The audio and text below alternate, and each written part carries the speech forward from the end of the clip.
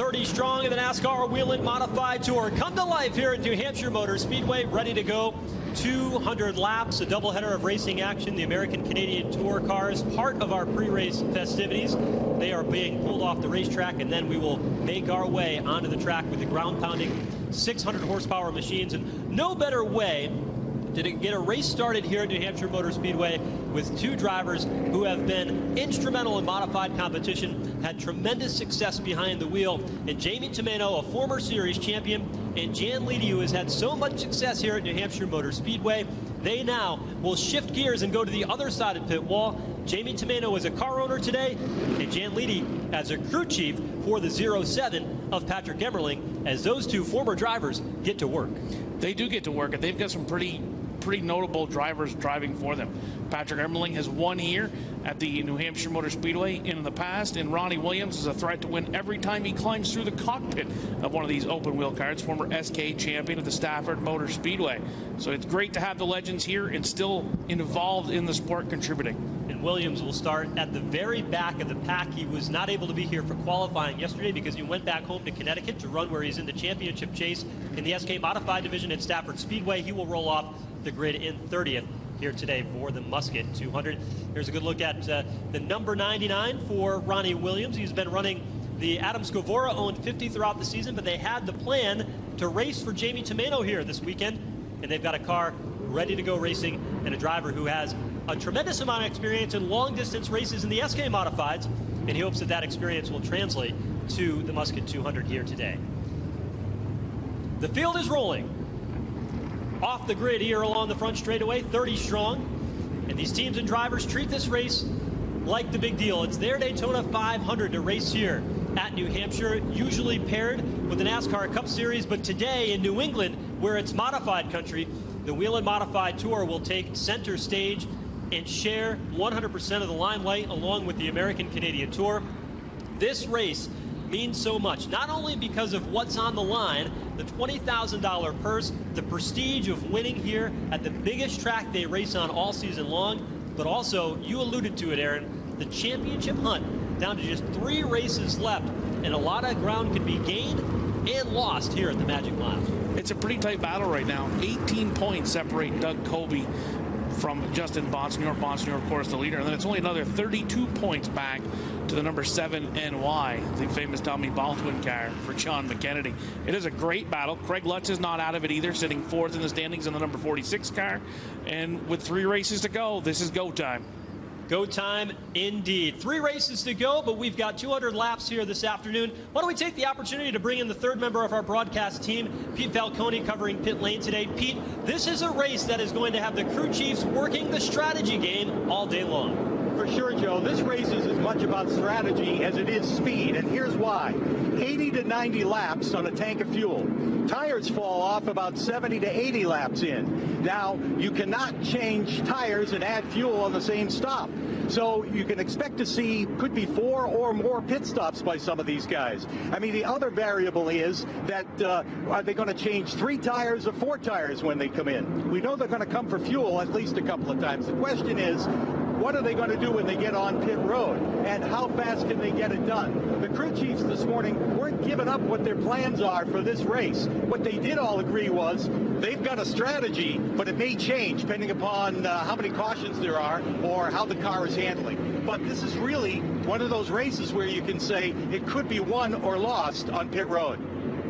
Well, thank you, Pete. We're looking forward to you keeping us up to date all day long on the pit lane as the strategies change. And Aaron, you know, we discussed it's a 200-lap race, which means that time to ride, to sit back and wait for the race to come to you and maybe make a mistake and be able to recover, doesn't exist here in 2020. You've got to go from the start. You've got to have your game on strategy and the moves you made on the racetrack. And I'm interested to see how all the crew chiefs down on pit road were playing their cards awfully close to the vest. They don't want to tip anybody off, and they also weren't giving any false flags. They just are straight up. We're not going to tell you what we're doing. We're keeping it to ourselves, and we'll see how the race plays out. Doug Colby's been up front. He's starting 13th on the field today. Deep in the field, you know, when you look at his starts for 2020, Bonsignor, the point leader, is only going to be behind some part-time guys. He doesn't have to worry about point racing against.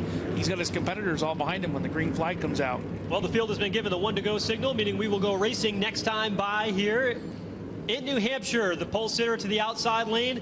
It's going to be the 70 of Andy Seiss. He's on the pole his first time. The 9 down to the inside is Chase Dowling. Row number 2 is made up by the 63, defending race winner Bobby Santos. Justin Bonsignor, the 51, to the outside of row number 2. Inside, it's the 7 of John McKennedy starting 5th. Anthony Nocella is 6th. 7th, Ronnie Silk. Sami Ramu is 8th. 9th for Eric Goodale.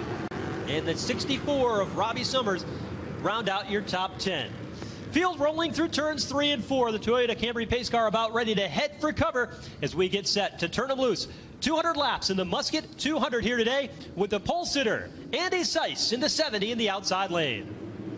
Here they come down to the stripe, and the green flag is out, and we are racing here at the Magic Mile, New Hampshire Motor Speedway. Down into turn 1, Andy Seiss will put the 70 ahead and lead him through the first and second corner. Andy Seiss takes that first career pole position to the top spot as they exit turn number 2. Single file among the top 4 as Chase Dowling settles into second. Justin Bonsignor into third. Bobby Santos, who started on the inside of row 2, has slid back already to the 5th spot. Santos back to 5th. Around the outside went the number 8, Nocella. Nocella now up into the 4th position.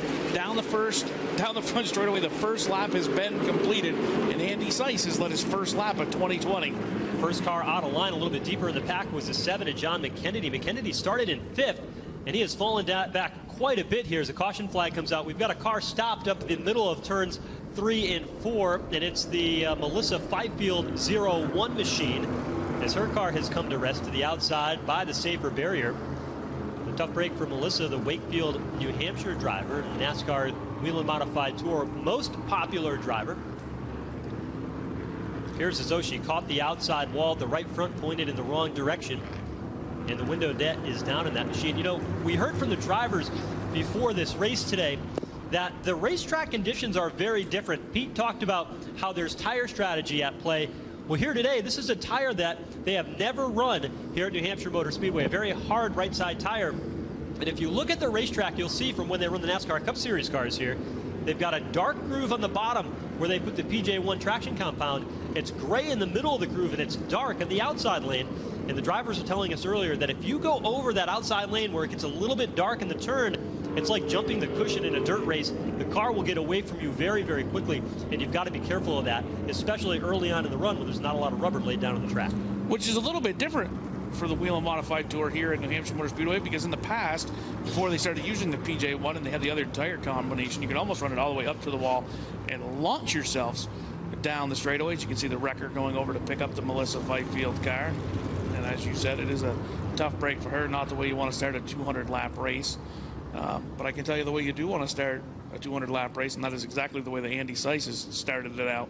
Andy Seiss has a very interesting story when you look at his modified career. He raced up here from Hampstead, New Hampshire, ran the modified tour, ran other open modified series as well.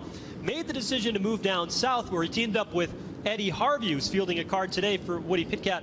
Went on to win 2 Southern Whelen Modified Tour championships in the process, and started working with Chris Auer, who was a modified owner, as an ARCA driver. They put a team together at the start of this year.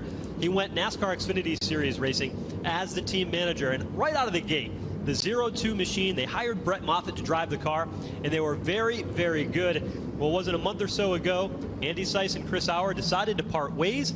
Andy said, I wasn't even going to be at this race. I thought I was going to be racing at Richmond this weekend with the Xfinity Series. We put this car together, which was a former Craig Lutz modified from a year ago that ran really well, painted it black, and got this 70 the pole position for the first career time. Although he's a Hampstead, New Hampshire native, Andy Seiss has never had a lot of luck at this racetrack, and this was a big relief for this team. A lot of optimism for a part-time team, and to see whether or not Andy Seiss can take that pole position and translate it into a strong run here today.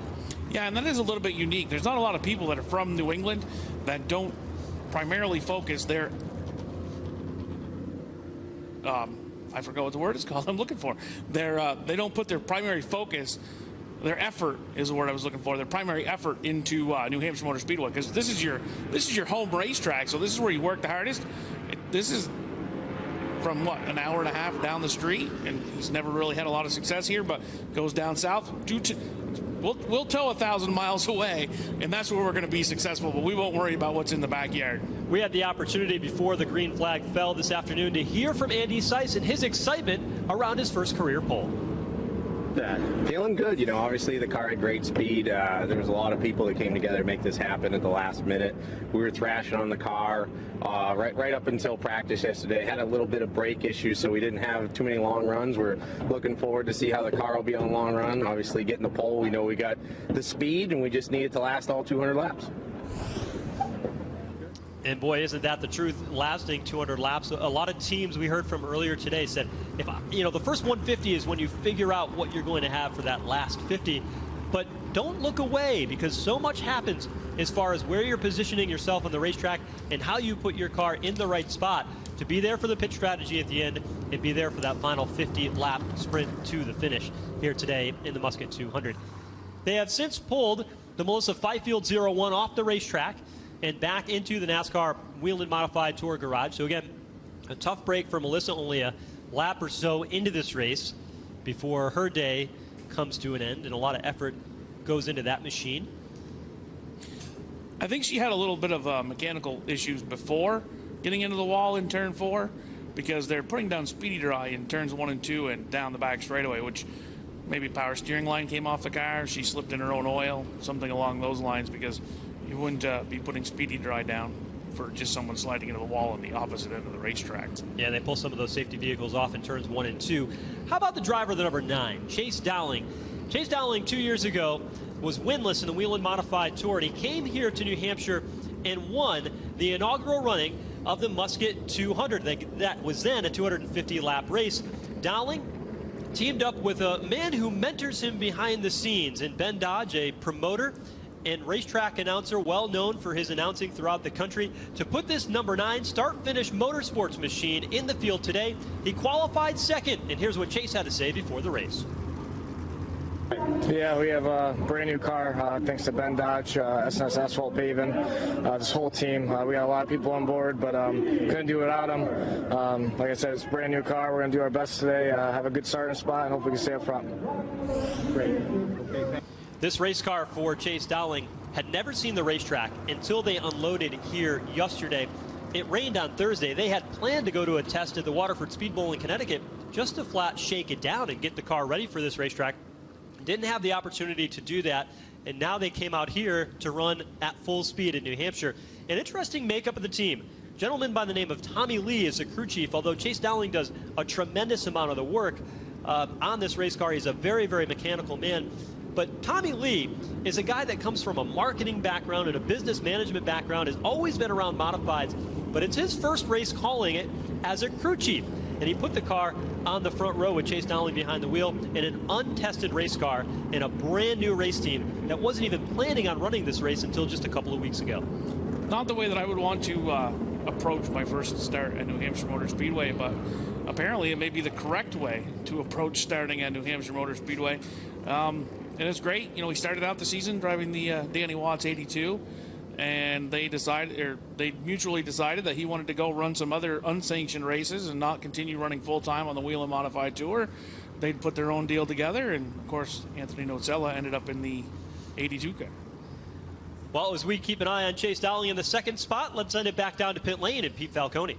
Yeah, already we're hearing from some of the top 5 crew chiefs that this is changing their strategy a little bit. We talked about the fact that they may be making 3 or 4, at least 4 stops because of 2 of them for fuel, but running so many laps under caution this early in the race, already they're gaining some fuel mileage, and they're recalculating about when they're going to need to do their stops. So these early caution laps, which have been plenty right now, are certainly changing some strategies down here on pit road.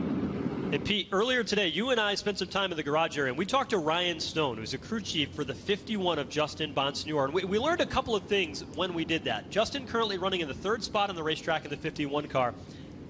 They have a fuel window that'll go about 93 laps. It's a mile around this racetrack. So if they can go to lap 100 and somehow get a way to make this a 1 fuel stop race, that takes a pit stop out for these guys. And that's why they're down there working the calculator to see how far they can go. Cautions, you generally get 2 laps versus caution of fuel. versus 1 lap under the green flag. Now, in the case of Justin Bonsignor, this team spent about 5 minutes packing as much fuel in the back of this 51 as they possibly could. The last race, Aaron, you and I were part of the call. Ryan Preece, leading with 2 laps to go, ran out of gas at Thompson Speedway in the race lead. You get a chance to see that here in a minute. That 51 car took note of that. They were bouncing the car to get all the air bubbles out of the fuel line and the filler neck to get as much fuel into it for this first run. With that strategy in mind, if they can go 100 laps, take a pit stop out of this race, it completely changes the complexion of what happened just a week ago. Yeah, if you can not drive it.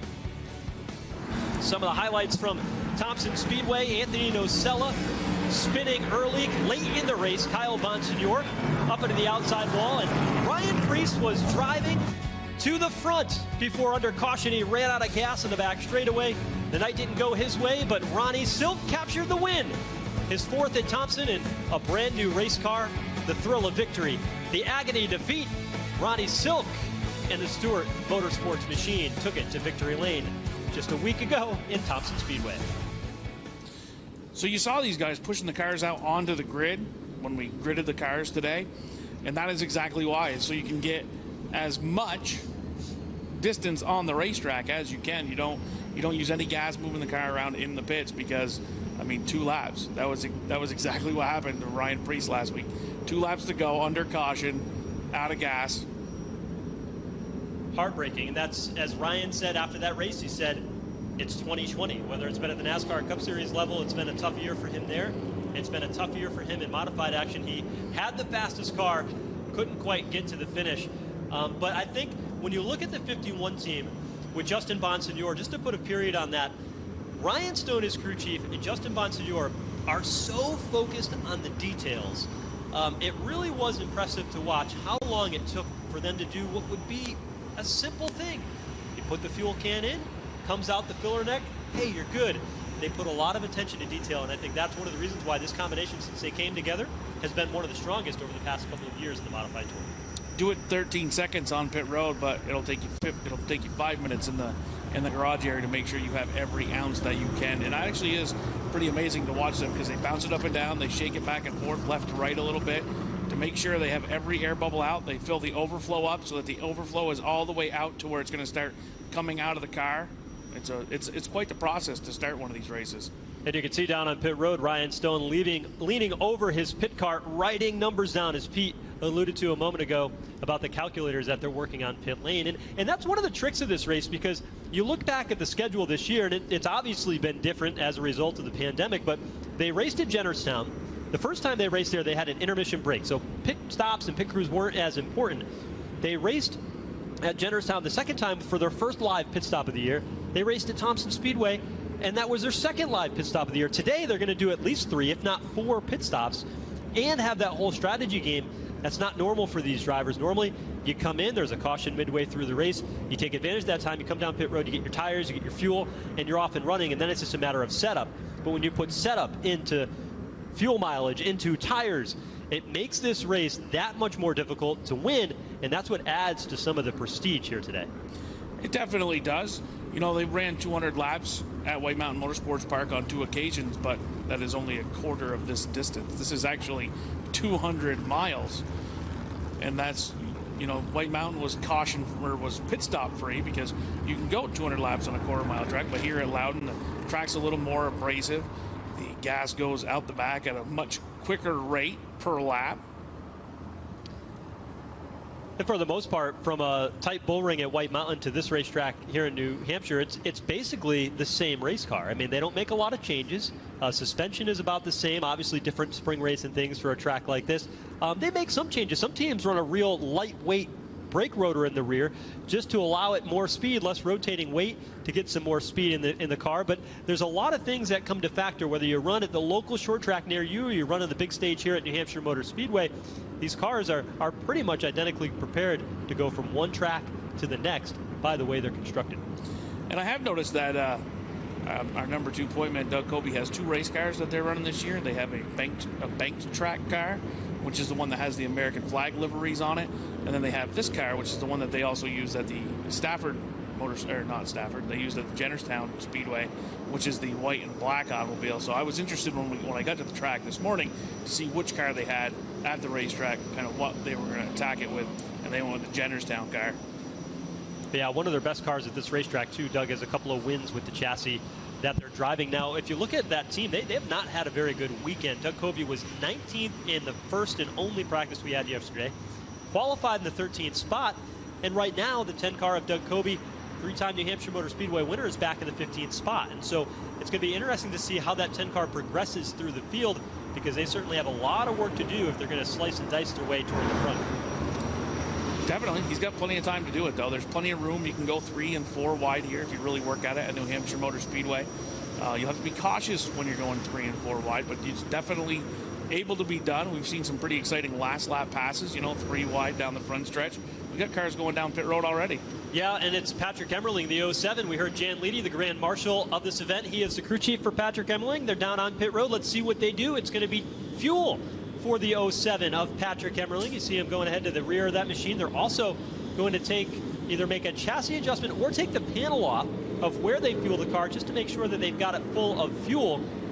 Last week had a top 5 run, had a wire come off the ignition box, and that sidelined them, and that's exactly what they did. You can see them reaching into the top of that modified just to look at that fuel window to make sure that the hose that leads to the gas tank is full of fuel. And so Patrick Emmerling down and away here, just but handful of laps into today's race, 18 laps in.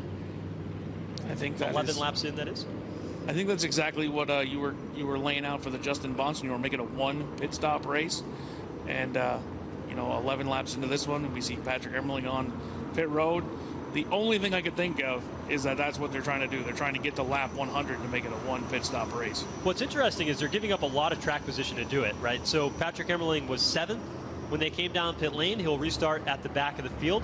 But as we have seen from other drivers, one driver that started toward the back was a 99 of Ronnie Williams. We documented how he had missed qualifying yesterday to go back home to Connecticut to run his SK Modified. He's got Jamie Tomato's number 99 already up to the 20th position. We've only been under the green flag for a handful of laps. So Ronnie Williams, a good long distance runner in the SK Modifieds. Not necessarily all that successful here at New Hampshire. And he'll tell you, he says, not one of my better tracks. I just don't have a lot of experience here. But right now it seems to be working as they've navigated already, picking up 10 spots. That is where his Saturday night short track attitude comes into play. He races short sprint races in that SK car for predominant part of his schedule, and passing a lot of cars coming out and back is something you need to learn to do on a weekly race, and he's going to have to use that today.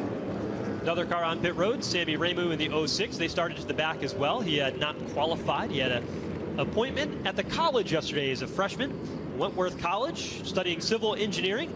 Missed qualifying in practice as a result, so he came out onto the racetrack today looking to use the first 20 laps or so as a practice session, and then with a goal to try to get it inside the top 10. Let's quickly go back down to pit road and Pete Falcone. Yeah, we did talk to Jan Leedy, who gave the command today as the crew chief of the 07, and just as you said, they're changing their strategy and use this caution flag to come in and get some fuel, hoping that they might just have enough to go the rest of the way and only worry about tires from here. That'll be an interesting strategy. So we're going to go ahead and mark that down, Pete. Lap 11, the 07 of Patrick Emmerling on pit road. And lap 12, Sami Ramu came down pit road. It'll be interesting to see how that plays out. We'll keep an eye on it as we go back under the green flag. Andy Seiss to the outside lane. Not as efficient of a start this time through. Dowling is with him, but Seiss able to hang on in the top spot. Seiss drives it in deep on the high side of the racetrack and scoots away with a race lead. Side-by-side battle now for that number 2 position. A little bit of the speedy drop as the cars drive through it. Zappien's on the outside of the 36 with a brand new paint job. That's Anthony Nusella on the outside going to the number 2 position. Anthony Nusella to the outside lane up to the 2nd spot. Now drafting with Andy Seiss down the front straightaway. Sliding into the 3rd spot, the 64 of Robbie Summers having a strong run here early on as Chase Dowling now starting to backpedal to 4th. Up the outside now comes the number 46, Craig Lutz, trying to move himself into the top 4. He will go to 4th position, but back on the bottom of the racetrack. Fights the number 9 of Chase Dowling. Puts it back ahead as they go through turns 3 and 4. Lutz back to 5th as they come back to the main straightaway. Up front, a good run for Anthony Nocella. Bump drafting down the front straightaway behind Andy Seiss. Seiss able to scamper into the turn, running up in that 3rd groove on the racetrack, darkened by that PJ1 left over from the August NASCAR Cup Series event. Single file throughout. Here's John McKennedy in the 7 New York. White and red machine. Started toward the front of the field. Finished 2nd in this race last year. He told me earlier, he said, I need to be up front in the 7 New York. I want to control the pace of this race. And so far, that strategy is not playing out for them. Oh, in trouble! McKennedy into the back of Woody Pitkat on the front straightaway, and Pitkat goes spinning off the end of the front straightaway, hitting driver's side in the Eddie Harvey Dunleavy's Gunsmoke Stable number 1. And that car is badly, badly damaged here, and the caution flag is out lap 16 for the 2nd time today. Rough start for the Whelen Modified Tour here. McKennedy stressed he wanted to be towards the front, so he was trying to make some moves to get towards the front of the pack. And unfortunately, Woody Pitkat, who is doing a double duty today, is not going to have the run that he wants for the NASCAR Whelen Modified Tour. Andy Seiss is the leader as the pace car comes up to pick up the field. Nocella in the 82 rides in 2nd. Robbie Summers having a good run is 3rd. Chase Dowling 4th. Craig Lutz is 5th. Point leader Justin Bonsignor in the 51 is 6th. 7th is Ronnie Silk, our most recent winner on the Whelen Modified Tour, and right behind him is the number 3, Matt Swanson. He started 15th. He's already up to the 7th position. Let's take another look at it here on the front straightaway. Midway in your frame under the Foxwood signs, McKennedy turned left to try to go underneath Woody Pitkat and just hammered the back bumper of it. You see McKennedy's bumper is pushed skyward, as is the Woody Pitkat bumper on the left rear. And Pitkat's car just turned dead right at the end of the front straightaway, and you can see how badly damaged it is on the left front.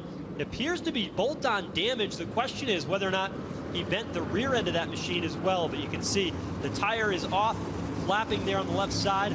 They've got some suspension damage, tie rods, and components that they'll have to change, but you can see that left rear rim as well, rimmed with white paint. So he caught the rear end of that machine as well. So it's going to be tough to see if this Woody Pitkat team can get this car put back together. They were celebrating their 1-year anniversary as a team in this race. They started together here in the Musket 200 a year ago with Eddie Harvey and team. Woody Pitkat, full-time in this car, brought a lot of stability to the team after it saw 4 different drivers in the 2019 campaign. But they've got problems here into the 2nd caution of the event. Timmy Catalano will get the free pass under this caution. He's going to make his way back around to get back on the lead lap. Field is doubling up, and we have Dave Sapienza. Sapienza's on pit road at the number 36. That is one of the most beautiful modifieds that I have ever seen, that number 36 car as it comes by. Yeah, also in on pit road was Gary Putnam in the 77. We can see Walt Sutcliffe getting a chassis adjustment. Amy Catalano in the 56 machine getting fuel on this round of pit stop as well. Work continues for Woody Pitkat in the left front in his race car, and we'll have to show you that Dave Sapienza car a little bit later on and play a game to see whether or not you can figure out what they call that color. We'll have to tell you before the race concludes today. But the lights are out. We're about ready to go back under the green flag here at New Hampshire Motor Speedway. Andy Seiss continues to be the race leader. He's on the outside lane, but he has a new challenger down at the bottom in the form of Anthony Nocella, who has started off with a very fast Danny Watts, number 82. Green flag is back in the air, and we are racing here on lap number 19. And again, it's Andy Seiss on the outside with the horsepower, puts the pedal to the metal, and he'll lead him again back into turn number 1. He brings Chase Dowling right along with him. Justin Bonsignor will sneak into the 3rd spot as Nocella slides up ahead of the 3-car of Matt Swanson. Swanson's had a good start to his day, up in the top 5 now. Deeper in the pack, 46 is Craig Lutz, working the inside lane. He's underneath Tyler Ripcom on the 32. Ripcom on the outside of the 32. There's no lightning injury. Gets that spot away from Craig Lutz as they come down the front straightaway. So far right now, it's looking like the middle lane is the lane to be in here. The NASCAR Whelen Modified Tour at the New Hampshire Motor Speedway as they go down the back straightaway. Challenge for the lead, headed for turn 3. On the back bumper, Dowling is there deeper in the pack. How about The yellow and red number 54, Tommy Catalano, making moves to the back of this battle. There's Bobby Santos in the green 63 winner from 1 year ago. Catalano running a throwback paint scheme. That's a paint scheme for Patsy Joe, his dad, who owns this race car. His father, Patsy, and Jay, his uncle Joe, used to race that paint scheme, and they've always had a lot of success with it. Back up front. Down low, Dowling in the 9, Seiss on the outside. Through turns 3 and 4, Seiss will hold on to the lead, coming down to complete lap number 21. 21 laps are on the board, and Andy Seiss right now is looking like Superman at the front of the pack as he holds off Chase Dowling. Justin Bonsignor now up to the 3rd position. Drivers earlier today were talking about how it's hard to get the tires to really stick into the racetrack, and that it's really slick. They've noticed all weekend long. Chase Dowling, I think, showed that pretty well that last run. He was trying to get under those, just would not stay under that 9 car. Now he's lost about 4 positions. Here is Robbie Summers. Sneaks back into the top 5 underneath Matt Swanson in the 3. Swanson back 1 position as Rob Summers moves up into the number 64. You can see the field beginning to break out into a couple of tandem drafts at the front of the pack.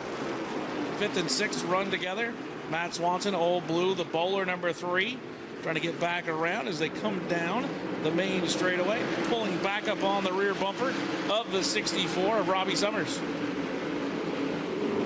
Battle for 2nd. Working around some of the lap machines. Amy Catalano and Walt Sutcliffe, who were just on pit road. Andy Seiss, Chase Dowling, Justin Bonsignor, and closing back in is Anthony Nocella in the 84-82 to make it a 4-car battle for the top spot. The draft here at New Hampshire Motor Speedway, it allows drivers to pull away, but then if a couple of cars work together to close in, they will go right back to the rear bumper as Justin Bonsignor dips down to the bottom of the racetrack and moves to the number 51 into the runner-up position. So Bonsignor up to 2nd. In the 51, the Ryan Stone-led team. Bonsignor, in the way this team works together, has his sole focus on driving. You won't see him spend a lot of time working on the car. He'll hang out by the hauler. He's very integrated in this team, but he knows his role and what he's hired to do. And Ryan Stone and he have an immense trust for each other, and they've ridden up to the 2nd spot right now. He's won here at New Hampshire before, and it was a long time coming for that 51 car. And he is starting to close the gap on the race leader, Andy Seiss. They're only a car length behind in turn 3. Seiss in the 70, running a little bit higher on the racetrack than everybody else is right now. Maybe trying to move the groove up the racetrack. But you can watch, he come down the front straightaway and he snakes the car down the front straightaway, trying to break the draft and keep the advantage that he has. But Bonsignor was wise to that move and ran right in his tire tracks that time down into the 1st corner. The outside groove is where they want to be. Seiss, the 2-time Southern Whelen Modified Tour champion in Chase Dowling, has been one of the only drivers so far to go a little bit lower. Not afraid to go in that gray strip right in the middle, that center groove of the racetrack. That car turning well there, and he is right to the back bumper of the 51 of Justin Bonsignor. Definitely gave Bonsignor a bump draft down the front straightaway that time and allowed him to close right to the rear bumper of Andy Seiss down the front straightaway. But again, strong through the corners. It's that 70 car as he maintains the car length lead. It's a 6-car lead draft at the front. There's a 2nd pack of 5 cars. You see this gap here. Andy Seiss leading 6 cars in this draft. You'll see it down the straightaway. The 2nd group is led by Bobby Santos and John McKennedy. Doug Kobe is in that pack as well, along with Craig Lutz, who picks up another spot. And rounding out the top 10 is the 54 of Tommy Catalano, having a good run, starting toward the back of the field as well. Catalano started back at 19. And you can see the damage on the 7 New York of John McKennedy. The bumper pushed up in the air after that contact that caused our 2nd caution with Woody Pitcat. Now, typically on a Friday night short track race, that bumper is really important because you need that to help push and drive your way through the corner. But here in New Hampshire, that's huge in the draft. We've seen the bump drafting already. And John McKennedy's not going to have that to his advantage unless they can somehow, with the sledgehammer under an next pit stop, push that bumper down. Back up front.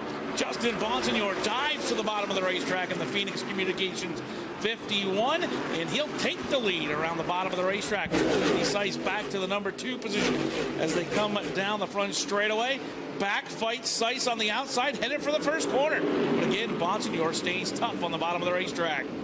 So lap 30, Justin Bonsignor out in front of the Musket 200. Car number 51, the driver from Holtsville, New York. Meanwhile, Andy Seiss nearly got in a tangle with Chase Dowling. Seiss protected the high side. Dowling sneaks up underneath, and he takes over the runner-up position. I think he learned the trick. You've got to make that pass on corner entry as you dive down into the corner, or at least that's what Bonsignor did to get by Seiss. Dowling said monkey see, monkey do, followed him the same exact route, and now we've got another car moving down to the bottom. That's Nosella in car number 82. He will go to third as Seiss begins to backslide in that top 6 breakaway. You get a sense of how strong the 51 of Justin Bonsignor and the 9 of Chase Dowling are. It was a 6-car draft, nose to tail. Now those two have separated themselves. Anthony Nosella trying to play catch-up, and Andy Seiss, in the matter of just 2 laps, went from first and now back to fourth in the clutches of Robbie Summers. And you can see how much the passing has slowed down that group, because the second group of cars has closed on the first group of cars. We've got, I think, now a 9-car breakaway at the front. Take note of that. It only takes a lap or 2 here in New Hampshire to go from first to fourth, and we have seen in the past it sometimes only takes a lap or 2 to go from fourth or fifth to first. In the middle of that pack, the 63 of Bobby Santos. Santos in the middle of it. And what's so interesting about Santos is that he won this race last year and led 5 laps. Up front, here's Chase Dowling sneaking underneath Justin Bonsignor, putting the Start Finish Motorsports number 9 out front. Down the back straightaway, Chase Dowling leads. Justin Bonsignor pulls right back up on the rear bumper. And Anthony Nosella is there as well in car number 82. Front 3 cars stay single file that time on the north side of the Speedway as they come off the 4th corner back down the main straightaway. Bonsignor, we'll see if he makes a move to the inside lane. No, they will run connected together, trying to break away from the rest of the pack. John McKennedy now working inside of Tommy Catalano, gets the spot in turn 1. These two about ready to lose the draft of that lead pack, led by Chase Dowling, just ahead of Justin Bonsignor. At the start of the season, Justin Bonsignor, or I should say Chase Dowling, was driving that 82 of Anthony Nosella. And Nosella giving that car a ride in the 3rd spot. Dowling leads, Nosella right behind in the 82. Summers has fallen back a little bit. The 36 Sapienza. Nope, that is the 63 of Santos riding in the 4th position. As again, they'll go down the back straightaway, single file, working the draft. Dowling leads in car number 9, 51 Bonsignor. Nosella 82, no one stepping out of line. Nosella's got a very interesting story as we watch Justin Bonsignor eye the lead again in turn 1. Takes that away from Chase Dowling, but Nosella's got an interesting story. Came up running midgets throughout the Northeast, entered open modified shows with a family-owned modified, which they ran on the Whelen Modified Tour last season, and then when Chase Dowling separated from Danny Watson, this 82, it opened up the seat for Anthony Nosella, and he's done a nice job with it over the handful of races this season. It's showing a lot of strength here early on in the 3rd spot. Summers in the 64 trying to close back in on that battle as well, as we'll go back to where it's getting a little bit dicey. Nope, we'll stay with the 51 of Bonsignor, because it looked like Dowling was going to step out of line in the 9 at that time off the 2nd corner, but again, he hesitated on the trigger. He's trying to set him up. These guys are feeling each other out for later on in the race. This is a very long race, as Catalano in the 54 has moved up 2 positions. He's gotten by Doug Colby in the 10, and now Andy Seiss in the 70 as well. Yeah, and the free fall for Andy Seiss continues. He's now back in the 9th position. Make it 10th for Andy Seiss, directly ahead of 10 of Doug Colby. Leaders continue to run nose to tail. Justin Bonsignor in the 51. Still, he's using the higher lane a little bit, like Andy Seiss was earlier on in this one, as Bobby Santos gets shuffled by the 64 of Summers and the 46 of Craig Lutz. Move them both up a position inside of the top 5 to 4th and 5th respectively. Lutz having a pretty good run in car number 46, coming in number 4 in the standings. Qualified 17th. He's up into the top 5 now. Here's Chase Dowling back to the point. Sweeps down underneath Justin Bonsignor. Dowling has been refining that move. Remember, just a couple of laps ago, he was trying to pick up a spot. He could not make it stick, but now he's starting to get the timing right and the handling on that race car. And as the run goes on, these tires get better. They get more grip. Pete Falcone alluded to it earlier. They go to about lap 70 when they really start to fall off, but these tires are in their prime right now, and so you'll see more moves like Chase Dowling on tires that have a few more laps on them with such a hard compound today. Just over halfway through the tire run, working lap number 41, 42 as they clip by the stripe. And Craig Lutz drives down to the bottom in car 46. He's trying to move himself to fourth, working on the 64 of Summers, but he didn't have the hole to pull up in front of the 64 car. So now let's see what happens to him as they go down the back straightaway. Well, Lutz was trying to create that hole, didn't quite have it. He'll stay underneath Bobby Santos down in turn number 3. They said with Lutz earlier that he's a driver who's not terribly comfortable driving in the trap, and that they have been working on that with the program. Their goal this weekend was to get a car that when in traffic would be comfortable behind the wheel and stable. And as you documented where he started today, 17th position for Craig Lutz has carved his way through the field pretty nicely here before the first pit stop. Yep, drove it up into the top 5, tried to make a move for the 4th position and ended up losing 2 more to boot. Back to the 7th spot now in car number 46. As Chase Dowling continues to flex some muscle at the front of the pack as he leads in car number 9 back down into turn number 1. Bonsignor runs right behind with Nocella in the 82 and Rob Summers in the 64, having what may be his best run of 2020 to start this Musket 200 here at the New Hampshire Motor Speedway. Tip of the cap to Bob Summers in that team. Robbie Summers, his crew chief, Stephen Kopchik, was the crew chief for Chase Dowling, the inaugural running of the Musket 200. And Chase Dowling was able to get that car to victory lane. So we know Stephen Kopchik, the crew chief, has a great setup for this racetrack. And Robbie Summers, well known for his success in super modified racing, running in the 4th spot. Bonsignor now darting on the line in turn number 3. We saw what Chase Dowling did to him a few laps ago. Dowling looking at the crossover move, just did not have enough to make it work. Justin Bonsignor back out in front. That's almost the equivalent of the dirt track racing slide job. You pull it down low, slide it right back up in front of the guy you're trying to pass. And those two drivers are mastering it on each other in the early running of this one. We're still shy of the halfway here. Working on lap 46 as Dowling goes back on the attack down the back straightaway. Nocella, though, in car number 82 is just watching these two drivers duke it out for the race lead. Maybe he's filing all those things away in the notebook for later on in the race. This is how you do it. As the front 3 cars work together trying to pull away from 4th place Rob Summers. Trouble for Ronnie Williams on pit lane. They've taken the hood off that number 99 machine, looking all over as Ronnie Williams has taken the helmet off, and a tough break for the team. They've got the air cleaner off it, looking whether it's a mechanical problem, electrical, or something else. But Ronnie Williams' day will come to a conclusion. Back up front, they come across the line to put 48 laps on the board here in the Musket 200. Justin Bonsignor has led since lap 30, trading that back and forth with Chase Dowling. And oftentimes in races like this, where the draft is so important, you'll see drivers time their moves as both Justin Bonsignor and Chase Dowling work together to maintain those top 2 spots, stay out in front, and as we alluded to earlier, control the race and control the pace of the race. And so you are in position for a clean entry on pit road when the time comes, and you're not in the back of the pack battling with cars like Craig Lutz was alluding to about that challenge of a stable car back in traffic. Clean air, the place to be, and Justin Bonsignor and Chase Dowling both have it in front.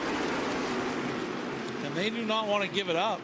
And Anthony Nocella in the 82 is content to ride right behind them. He's staying about a quarter of a car length off their rear bumper, just in case something were to happen. He'll have a lane to bail out into. As Dowling in car number 9 and chases the 51 of Bonsignor again through turns 1 and 2. Bonsignor with some great horsepower under the hood leads down the back straightaway. Focused and determined. as they work it back through turns 3 and 4. A progressively banked racetrack, 2 degrees on the bottom. And it comes up to 7 degrees in the outside lane, which makes for great racing here in the modifieds. And they do run what they call tapered spacers. So unlike the restrictor plate, where it's just a plate between the manifold and the carburetor, they do have restrictor plates here, which is part of the reason why you get the draft. The other part of the reason is these big tires on these modifieds that punch a big hole in the air and create that draft opportunity every single time down the back straightaway. We see a lot of action throughout the field, passing back and forth, moves for the top spot like Chase Dowling is trying to make right now in turn 1. Dowling pulls the trigger on the move, goes to the lead in turn 1 that time. Bonsignor in the 51 gets right back on his rear bumper, follows him down the back straightaway. Nosella in the 82 will stay on station in the 3rd position. Not feeling it to be time to mix it up for the race lead yet. Happy to be running in the 3rd position. Directly ahead of that 63 of Bobby Santos, green and black this year for the 63 of Bobby Santos. And Santos driving the same car that he won with a year ago, as Doug Coby starting to come to life midway through this run. He gets by the 3 of Matt Swanson. Coby in the 10 has now moved up to 6th, so that car is starting to get better on the long runs as we look at Coby, Swanson, and Craig Lutz. Field lapping around the outside of Timmy Catalano with count 45, putting him a lap down, as now they will go on the attack, trying to take out, or not take out, but put down Brian Duzal a lap down. He will go down 1 lap. So Dowling to the point. Justin Bonsignor 2nd, and Anthony Nosella having trouble getting around Brian Dowsett. And he has now lost ground on the top 2 of Dowling and Bonsignor. Front 2 cars are breaking away from the pack. You can see the gap right there as Dowsett in the 97 gives way to the 46 of Craig Lutz, Matt Swanson, and the number 45. That's Timmy Catalano. And here is Bobby Santos now, moving down to the inside lane in turn 3. He wants 3rd over Anthony Nosella. We started talking a moment ago about the 63 of Santos. This is the same car that he won with a year ago here in the Musket 200. His first start of the season, just came off a win a week ago at the Little 500 out at the Anderson Speedway. Wanted to do more races this year, but was tied up with his sprint car schedule and everything in flux this year in that 63. And Bobby Santos now having another very strong run here in New Hampshire Motor Speedway, a 5-time winner at this racetrack. He's been to victory lane 5 times. I think he's got the move on how to pass here at New Hampshire Motor Speedway. It's down pat. He just showed us on the number 82 of Anthony Nosella that he knew how to do it. And then he drove right to the rear deck lid of the front 2 cars, who were about an easy 5 car lengths ahead of him. They've got some power under the hood of that number 63 car, as here comes Bonsignor down to the bottom of the lead in the 51 car. Sweeps up underneath Chase Dowling. And Bonsignor slides up the racetrack, and boy, you can't help but see Chase Dowling practicing that move for the crossover. You can see as soon as Bonsignor went by, Dowling carved his car to the left, trying to see what kind of run he can get off the turn, and he got a good one. He pulled right to the back bumper of Justin. Pulled at the rear bumper, but was content to follow him through turns 1 and 2 that time in that number 9 car. And they've got themselves a little bit of daylight. They pulled away from Santos in that 63 car slightly. Santos closes the gap, though, drives it in deep into the 3rd corner, trying to make it a 3-car breakaway at the front of the pack. And Anthony Nosella is not going to let him get away quietly, though. You can see the rubber starting to build in that middle groove of the racetrack, the gray groove, 2nd up from the bottom, and that will continue to make this track racy as it goes on. We'll see 60 laps complete when they come to the line this time by, as Bonsignor tries to break the draft on the back straightaway. Drifts up the track a bit there in turns 3 and 4, running a bit higher than the cars behind him as Dowling continues to run that left side and the outside groove of that 2nd groove. Well, we're 10 to 15 laps away from what they said the pit window was going to be. They said around lap 70 to 75 that we're going to want to start thinking about putting tires on these race cars. We just clicked off lap number 60, so that means we got 15 laps to go. So this now will be where the handling's beginning to go down the other side of the hill. You know, it takes a few laps to get these tires up to temperature, up to grip. And now we've gotten into the other side of that where the grip level's now starting to go away. So now we're going to see whose cars are really handling the best. The tires will start falling off pretty rapidly after 70 laps of a run. And I think that's one of the reasons why you're seeing Bobby Santos a little bit stronger here at the end, because when you look back at the success he's had at this track, he has not led many laps. He never goes out there and charges to the front. He rides around top 5 all day, sometimes even further back, saves and conserves his equipment, and finally he's always there at the end. A little bit deeper in the pack, Matt Swanson running in 8th, continuing to be challenged by the 46 of Craig Lutz. Long Island, New York driver out of Miller Place, New York. And Matt Swanson driving Old Blue, one of the most famous modifieds in the history of modified racing. They started back in the late 50s with Glenn Bowler and the entire gang, that unique Pontiac blue color that adorned the cars in the 70s and has been part of the tradition ever since. Homemade chassis. There's not a single chassis in the field today that is like that 3-car, and for some reason they have always been able to make it work for Matt Swanson. Trouble up front. The 64 of Robbie Summers is on pit lane. An unscheduled pit stop for a car that was running toward the front of the field. We saw some smoke out of the car earlier as he started falling back through the field. The crew will go around to the right rear. Looked like he might have gotten a little bit of damage on the dirt bar, so the team will pull that right rear off and pack it full of fuel while they're down here on pit lane. So lap 63, we see Robbie Summers on pit road, and it looks like they might even go a little bit deeper, looking at possibly taking the hood off on Robbie Summers' car. Tough break for him, having a top 5 run to start here at New Hampshire Motor Speedway. And yeah, it does look like they've got, yeah, they are going to go to work trying to take the hood off now. They're pulling the pins out, trying to get the car refired. They got some sort of, I believe that to be ether, and they've got some liquid leaking out of the front of that car, maybe water from the radiator. So a tough break for Rob Summers, who had a fast race car today, but he sits on pit road going laps down here under the green flag. Up front on the back straightaway, Justin Bonsignor continuing to be the class in the field, with Chase Dowling riding there in 2nd. Lap traffic, not too much of a factor so far. Santos, Anthony Nocella, boy, Dowling took a look that time off turn 4. Didn't quite have a big enough head of steam down the front straightaway, though, to pull the trigger, pull the car out of line, and slide it into the lead in turn 1. So he'll lag back a little bit, see if he can get a better run down the back straightaway this time, as Bonsignor continues to show the way. And there's not a lot to be gained at this point in the race. You talk about strong drives. We see the battle for the lead here, but a little bit deeper back. Running in the 6th position is Tommy Catalano. And the caution flag is out. We've got trouble. Amy Catalano, her car was slow on the back straightaway, has stopped at the inside of turn 4, could not make it to pit road. And this is going to make things interesting for pit strategy. Lap 67, 3rd caution of the race, and it comes out for Amy Catalano, who is stopped on the apron of turn 4. Well, it's right around when everyone said they wanted to come to pit road. They said about 70 laps is when they wanted to start thinking about putting tires on, and we're just a couple laps shy of that. So you'd have to see if they're going to come down right now. I see some pit boards going out on a pit road as the push truck comes out to give the assistance to Amy Catalano to get her back on pit road. And you were just talking about the number 54. He's having a pretty good run.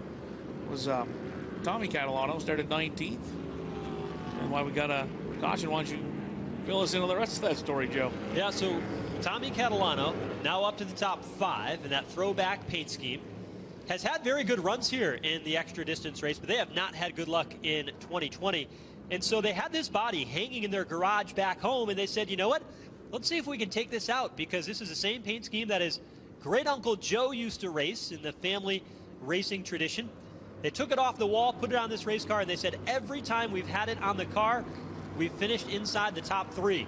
And right now, that luck seems to be working to their advantage. In the 5th spot, started deep in the field today, back in the 19th spot. And Tommy Catalano trying to carve his way through the field and have another good run here in the Musket 200. He had drive shaft problems and a pit stop problem that took him out of contention the last couple of years, but he has been in the top 5 for the 3 editions of this race, and he's right there now. And they've had a lot of speed in 2020. That whole Catalano team has picked up the pace from years prior. And unfortunately, he was involved in a pretty savage wreck at the Waymound Motorsports Park. Sheared all the right front suspension right off the car, and he was running in the top 5 when that happened back at the Waymound Motorsports Park. So, you know, maybe this can be his thing that turns his luck around in 2020. Finish out the season on a high note. Looks like he's already got some damage on the back of that machine as well. The bumper pushed up pretty high, the Nerf bar pushed up, and the right rear quarter is wrinkled on that PJ54 for Tommy Catalano as a caution flag comes out for Mom. Amy Catalano off turn 4. We would expect a round of pit stops here. Keep an eye on when NASCAR opens up pit lane. And, you know, the rule looks like this, is that you cannot take tires and fuel on the same stop. And so we'll see what the strategy is for some of these teams and drivers. We know that it'll be at least 3. And as we look down on pit lane, we see a lot of brand new tires about set to go on these race cars. Keep in mind, they've got 6 change tires they could take today. Typically in a modified, 3 tires is a way to go. So will teams take 2 3-tire stops, or will they go with a 4-tire stop and a 2-tire stop? That's going to be part of the strategy here today as the teams make their way down pit lane. Tommy Catalano will be one of the first cars to hit his pit stall. They'll come around. It'll be a tire change for Catalano. They'll go to the right side, looking to make possibly a 2-tire stop, maybe even a 3-tire stop for Tommy Catalano. Also on in pit road, it's the 51 of Justin Bonsignor. Pete? Johnston Bonsignor chooses fuel on this stop, and they're going to pack in as much as they can. Just ahead of him, Andy Sykes, they're going to put a sticker tire going to the right front. Looks like right front and right rear, right side tires, so they'll take 2 of the 6 that they've got allotted to this race on this stop. No fuel for Sykes. Bonsignor down and away. Will follow Matt Swanson out. Then it's Anthony Nocella, followed by Craig Lutz. So Matt Swanson will win the race off pit road. They put 2 right side sticker tires on the car for Matt Swanson to put Old Blue out in front. The rest of the cars making their way off pit road. Now, it says that you can take tires or fuel on one stop. It doesn't say that you can't come down pit road twice under the same caution. We'll see if these guys will decide to do that. We saw fuel for Justin Bonsignor. He came off pit road second. Matt Swanson came off pit road first as they come back by pit road this time by. What happens? Yes, indeed. Here comes Matt Swanson on the pit lane along with some of the other competitors, but Justin Bonsignor stays out. So they'll take fuel only for the 51 of Bonsignor. He stays on the racetrack as Matt Swanson comes back down pit road to get his fuel under this caution. And it was very interesting to me to see that the 7 New York, John McKennedy, the crew did not go to work trying to get that front bumper pushed back down, because that is a giant eyesore, and it's also drag on the front end of that race car. Andy Sykes on pit road. He took right side tires the last time. He's going to take fuel this time by. It's going to be tires to the right side of the John McKennedy machine. He is down and away. Andy Sykes is away. The 32, Tyler Ripkema and Patrick Emmerling all on pit road. It took a little extra time with that 70 to get him fueled up before he left pit road. So that restacks him. They will waive off the restart. They had planned to give the field the 1 to go last time by. They have now waived that off. Caution flag is back out again. And the field looks like this.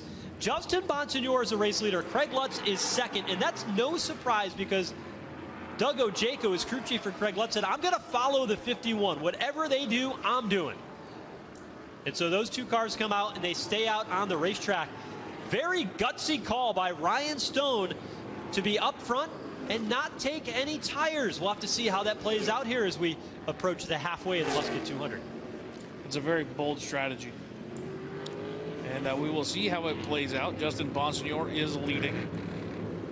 They all said that they had an 80 to 90 lap window. I'd say we ran 15 laps under caution in the first stretch of the race, so maybe they got an extra 10 laps that they could go. Maybe they can go to lap like 120 tops. Yeah, we'll see what happens with that. We'll see how the tires hold up.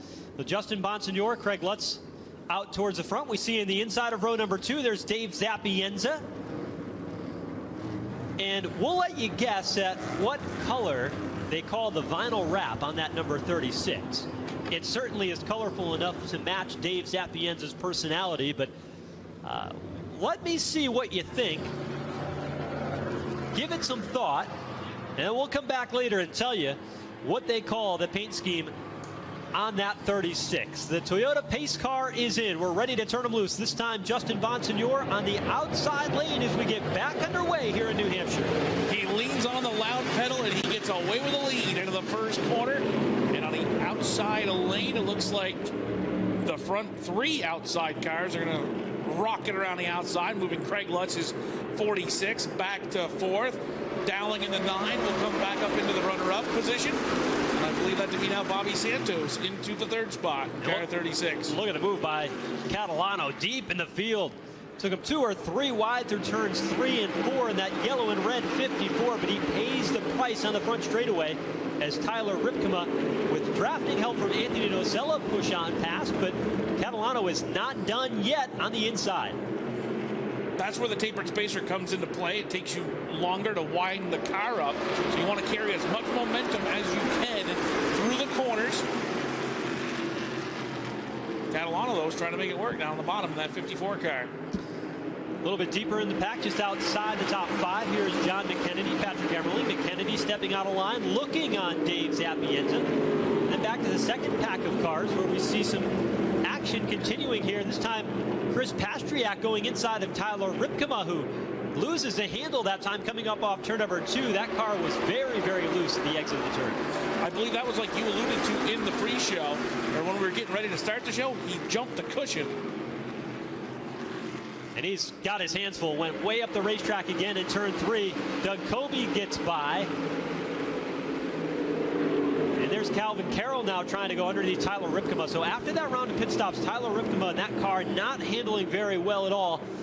They are backpedaling as Sami Ramu in the 06 starting to close in. He started dead last on the field after having Timmy Solomito practice and qualify that car for him yesterday because he was attending classes as a freshman in college, and now he is on the charge here on race day, which is Saturday. No college classes scheduled for today for Sami Ramu, as Justin Bonsignor continues to show the way. Yeah, much of the same with Justin Bonsignor, Chase Dowling up front, but a few new contenders there in the top 5. You've got Bobby Santos, Craig Lutz, Dave Zappienza, and here comes John McKennedy.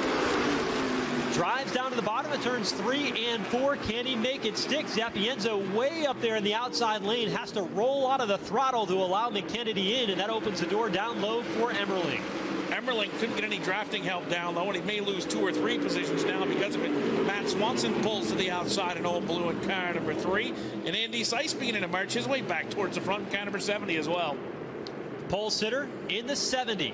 Hampstead, New Hampshire driver drafting to the back of the 07. Former Whelen All-Star race winner from 2019 was Patrick Emerling. Won a race out of the Bristol Motor Speedway with a NASCAR Whelen Modified Tour race there. Has had a tough season so far. Wanted this race to be the turnaround point for them. So far, no trouble on the 07 for Emerling as the 46 of Craig Lutz moves into the top 3.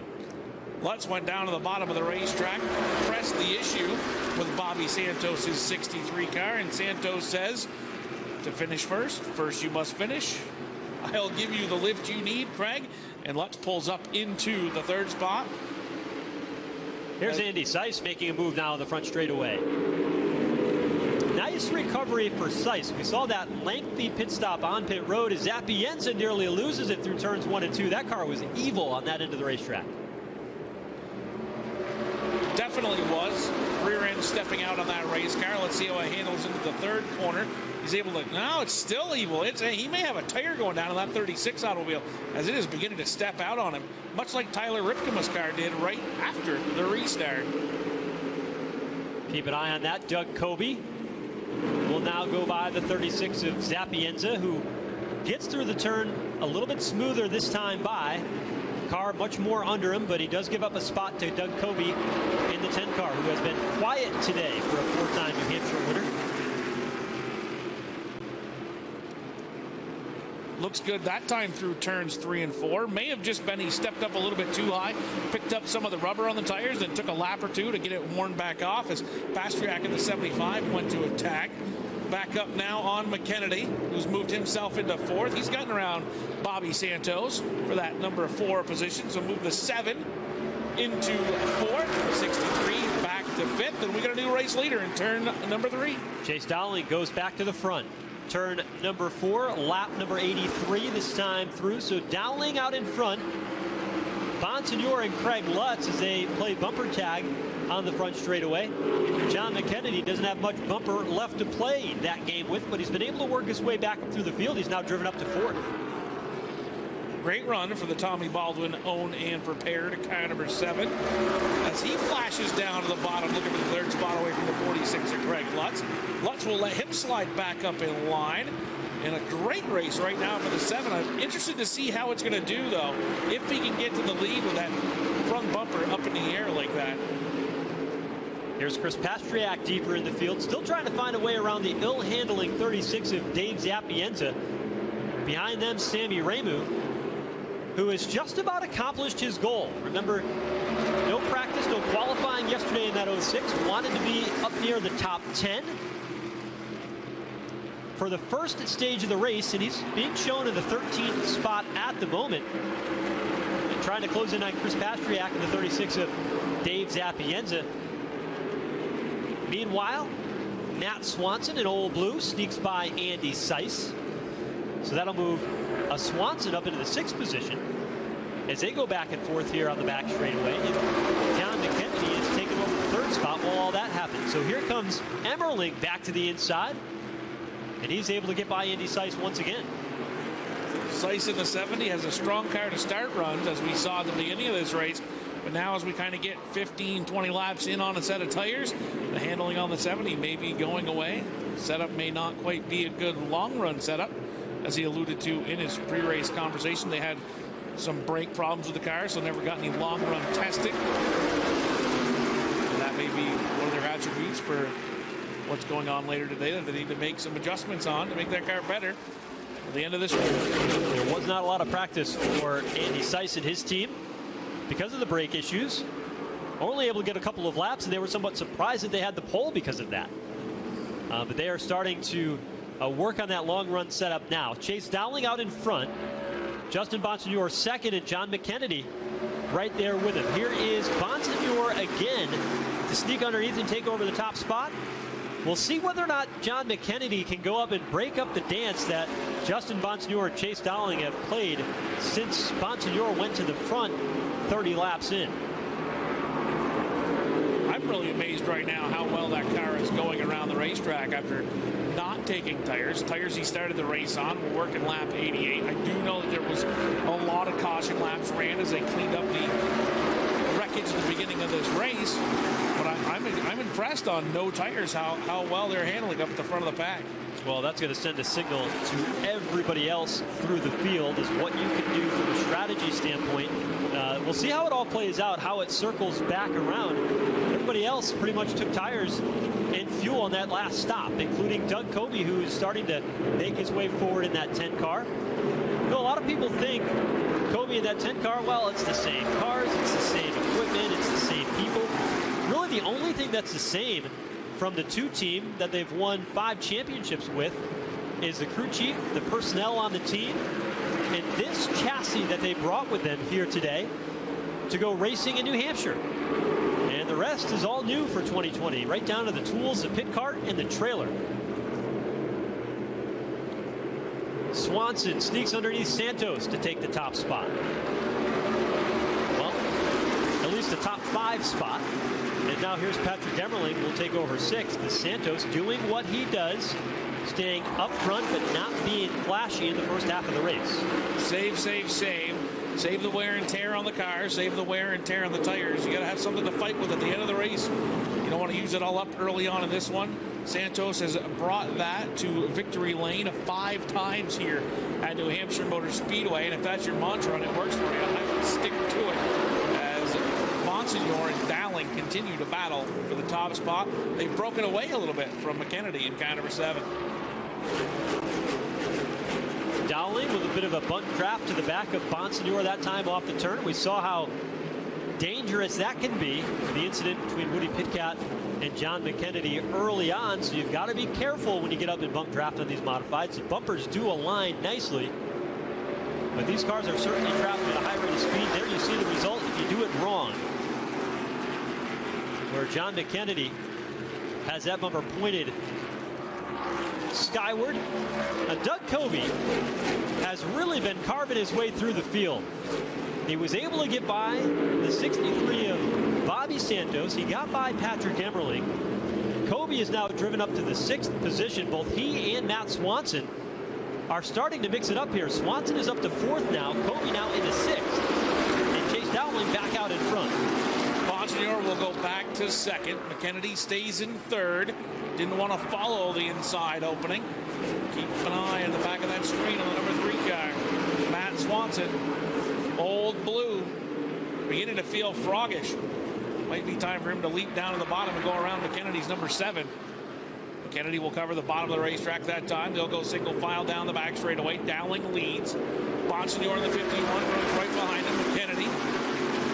And here comes Doug Kobe. Now he's into the top 5, moving Craig Lutz's 46th back to the 6th position. That Bowler Racing 3 for Matt Swanson back in the day, they literally built these cars in a chicken coop at the home shop of the Bowler Racing team.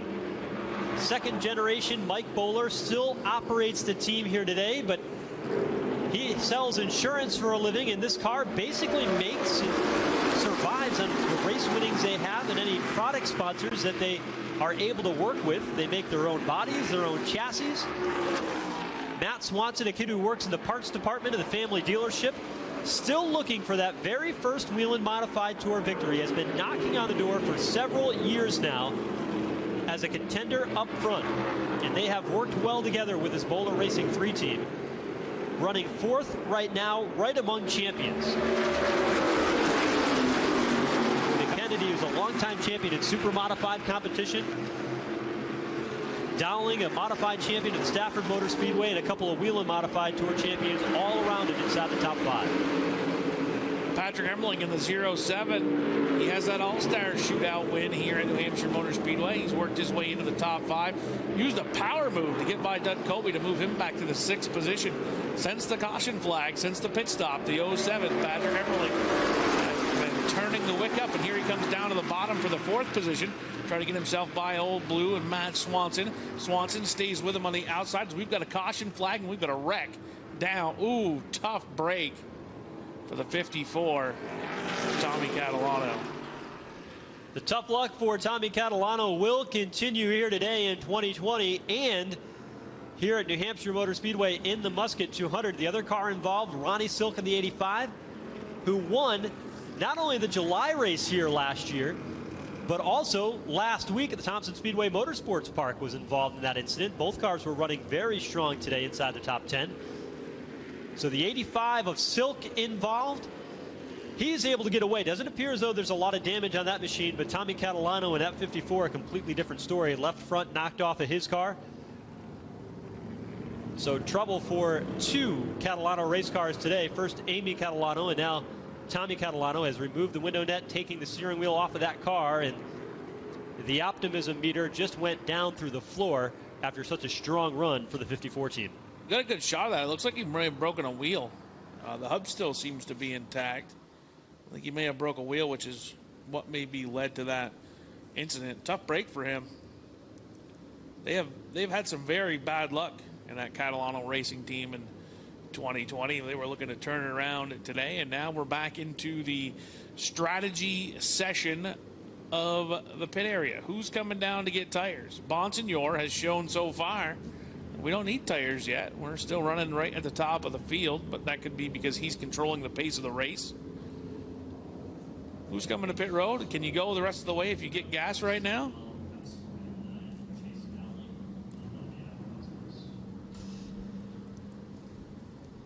A lot of crews getting up on pit wall, have tires in hand. Some teams have fuel cans in hand as Tommy Catalano has climbed from that 54 machine out in front. It's Chase Dowling, followed by Justin Bonsignor, John McKennedy, Matt Swanson, and Patrick Emmerling making up the top 5 so far. Doug Kobe is 6th. Craig Lutz, Bobby Santos, Andy Seiss, and Anthony Nocella. That is your top 10, how they run now, coming to 100 laps, the halfway point of today's Musket 200. The cars are back on pit road, led by Chase Dowling.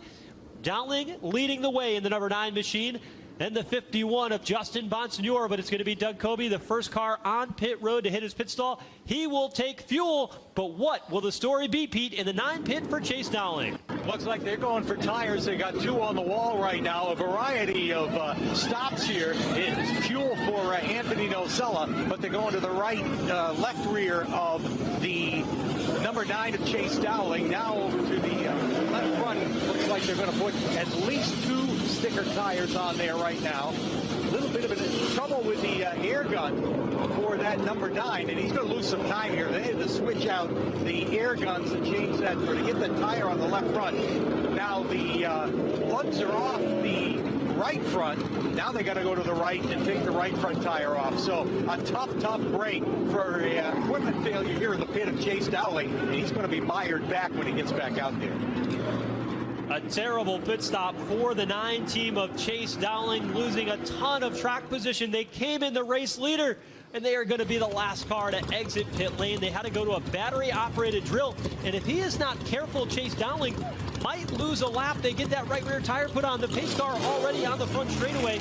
Dowling's going to have to go ahead and scramble. They are long laps here at New Hampshire Motor Speedway.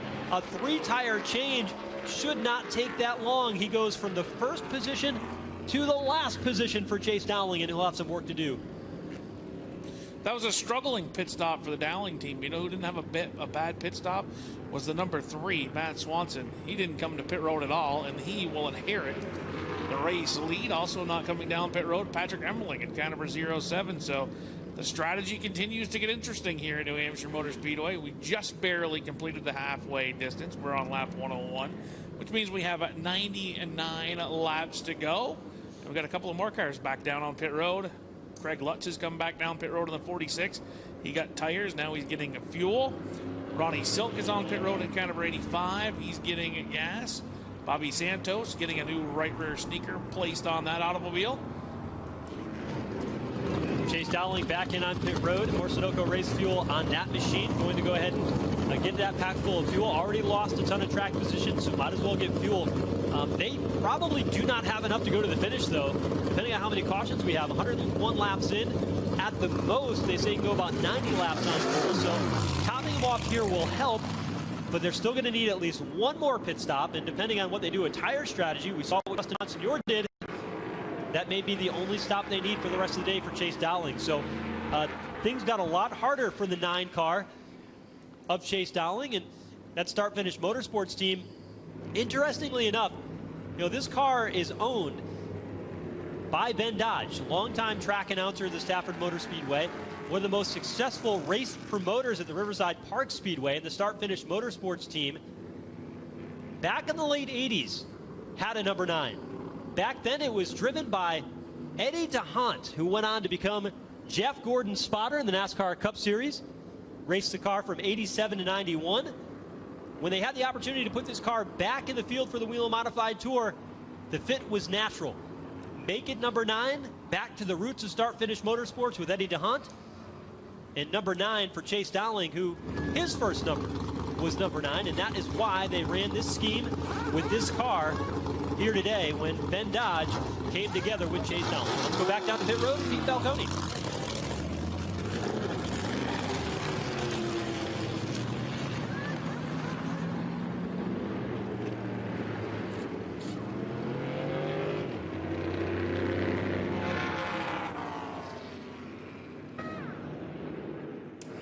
The number 9 came back in a second time. They didn't get all the fuel in the first time they stopped there, so wanted to do it one more time. And the other story right in front of him was Anthony Nocella, probably a shifter on that car, as they had to actually dive inside the cockpit and work on it for him. Then they had trouble getting the window net back up. So Anthony Nocella's been in here twice for a problem with the shifter on the number 82.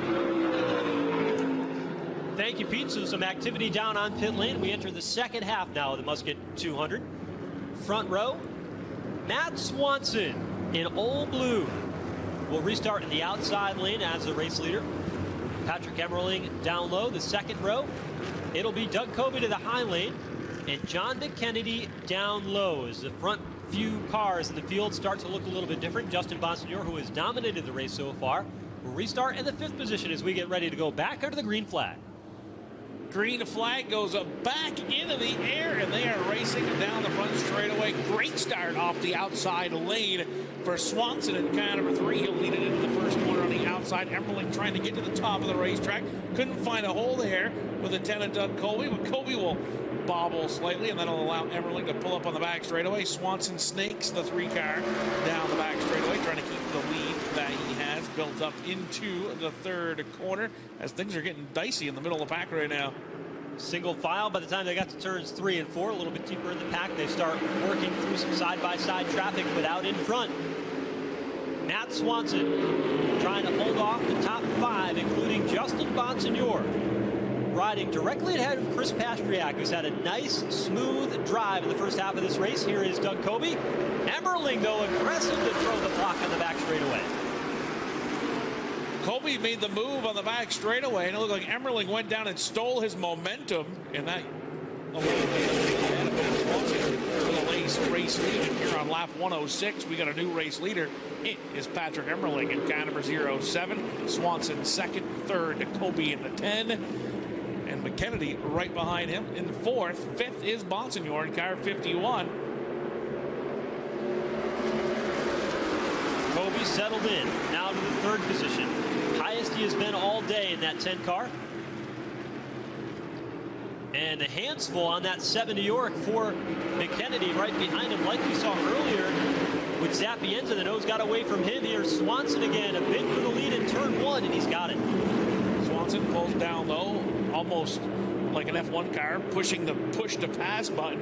Pulls away with the lead as they go down the back straightaway. Emmerling runs right on the rear bumper as they head back for turn number 3. Colby content to ride right behind them. Watch this battle for the leads shape up. McKennedy, Bonsignor, Pastriak. And up to 6th position from dead last on the field. Sami Ramu in the 06. Having a great run up to the 6th position now. And grabs onto the draft of that lead pack of cars as they make their way down the back straightaway for Sami Ramu. So 7 cars in the lead pack, led by Matt Swanson, Patrick Emmerling, Doug Colby, all running in the high groove off the turn.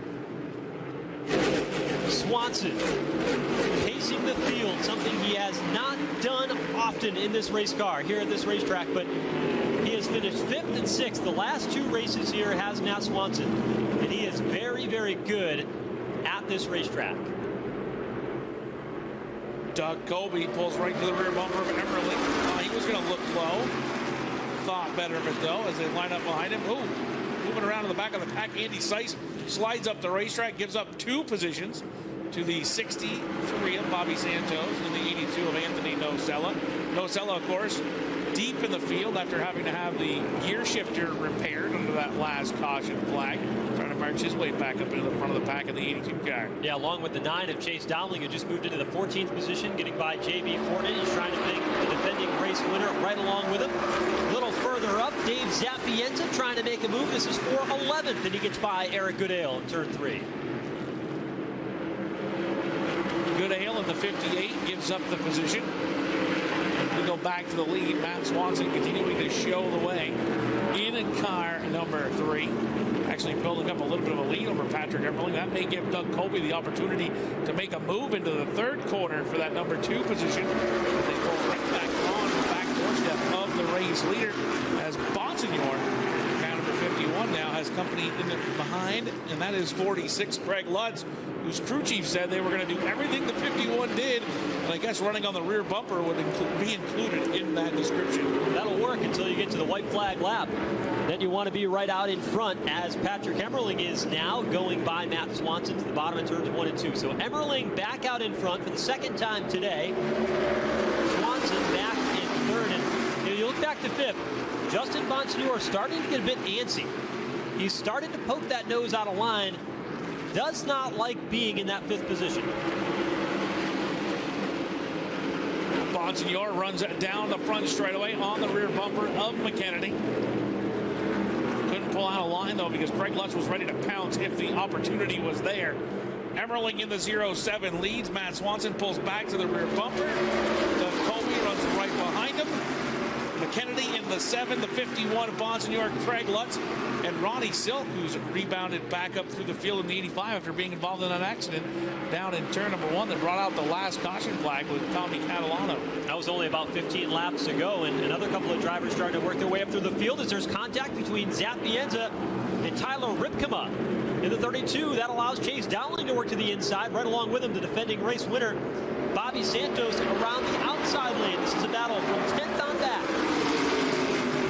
Zapienza able to make it work in that flashy paint scheme. Ripkema and Santos and Dowling there trying to carve their way through the field. And the action just as heavy up front as Swanson and Emerling swap the field. Back to the front of the pack goes the 3 of Matt Swanson. He's beginning to feel his way around the lead here at New Hampshire Motor Speedway. Emerling in the 07 staying right with him. They have plenty of daylight back to the 10 of Doug Colby. Now, plenty of daylight on the draft here at New Hampshire Motor Speedway isn't what plenty of daylight would be at your local short track. It is about, I don't know, probably 25 feet. We'll call that plenty of daylight.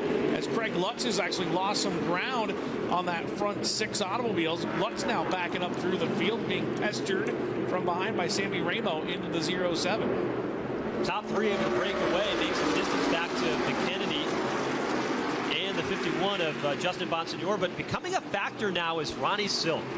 In the 85, the 6th car in line. Only the 2nd race on that number 85, and the last time out, he won with it. Here's Santos now scooting underneath for Pastriak. Pastriak has fallen back here, losing 2 positions, almost 3. Restarted in the 6th position here when we're back under the green flag, and now Pastriak is back at 12th. Maybe going away on the 75. He may need tires here shortly. Who's got what left on pit road? What strategy still to play out? We have 83 laps to go. 82 now as they come under the stripe that time. As Craig Lutz now drives underneath Ronnie Silk in the 46 to pick up a position. That'll move him back to the 6th. Silk back to 7th, and here comes Bobby Santos, and here comes Justin Bonsignor down to turn 3. Bonsignor in the 51 tried to pull down to the bottom of the racetrack on John McKennedy. McKennedy took half the lane away. The 51 of Bonsignor would have had to go a little bit lower than he wanted to make that maneuver. So he bailed out of it on the turn 3 attempt. As the 63 of Santos now goes around the 46 of Craig Lutz to move him up a position. So that'll give him the 6th position now. Move Lutz back to 7th spot. Very clear that Bobby Santos has a very good race car today in that Dave Zapienza team car, the number 63. One of the only cars that can pull out a line, pass, and make it stick. Has progressed nicely. Just a few laps to go. He was as deep as 15th in the field. He's all the way up to 8th right now is Bobby Santos. Up to 8th. We know there's still at least 1 fuel stop to go in this event. Everyone's going to need gas at least 1 more time. So how much is Bobby Santos saving? How much is it time to go? And judging by the way he's creeping towards the front, it is a time to go as he's now up into the 7th position in the 63 car. Emerling was able to find room to the inside of Swanson on the front straightaway. Kobe could not fill the gap and go with him. Kobe still sitting there in 3rd, has not shown the race car strong enough to go up and challenge those top 2 cars as of yet. We're still a long way to the finish. Now the front 2 automobiles on that last caution flag are the only 2 cars that didn't come down pit road in any form or fashion. Some of them came down, got tires. Some of them came down and got gasoline. But those 2 cars stayed on the racetrack to get track position. We know everybody has to come back down pit road at least 1 more time during the course of this event to put fuel in the cars to make it the distance. Could this be the difference maker for the end of the day for these 2 drivers? They've got the track position. They've been able to keep it so far. And remember that strategy early on in the race for Patrick Emerling. He was one of the first cars to come down pit lane. That early caution came down pit road, got it fueled up, and has that track position that you speak of. Matt Swanson goes on through a duplicate move right behind him as Justin Bonsignor able to get by John McKennedy. to take over fourth. We saw in that first long run under tires, Justin Bonsignore, his car was way better on the long run. And it takes a little bit for that car to get up to speed. The top two in our title fight right now. Second in points, Doug Colby runs third. Point leader, Justin Bonsignore runs in fourth. And it was back on lap 11 that the 07 of Patrick Emmerling came down pit road to top off. It was 11 laps into it. And right now it's playing into his hand. He's currently trying to hold off a very hard charging Doug Colby, though. Colby tried to duck out of line, but again, that front three group right back together. Now they've got a fourth car. Now they've got a fifth, sixth, seventh, and eighth car. It's an 8-car break at the front of the pack now. Ronnie Silk in the 85 has slid into the 5th spot now as Bonsignore peeks out on Doug Colby. Silk looking low. A bit of drama was circulated when the 85 team and Kevin Stewart decided to skip a race. They didn't want to go all the way out to Jennerstown, and of course the rumor mill starts, and they came back with a brand new race car, the Thompson 150. Last Thursday night, put that brand new car in victory lane, and that squashed all the rumors among that 85 car. Kevin Stewart getting that long-awaited for victory at Thompson Speedway as Craig Lutz sneaks in underneath John McKennedy in the 7. That is the battle right there for third and fourth in the standings. They've been swapping that back and forth almost every race this year. Currently, McKennedy has the third spot in the standings, and Craig Lutz is sitting fourth.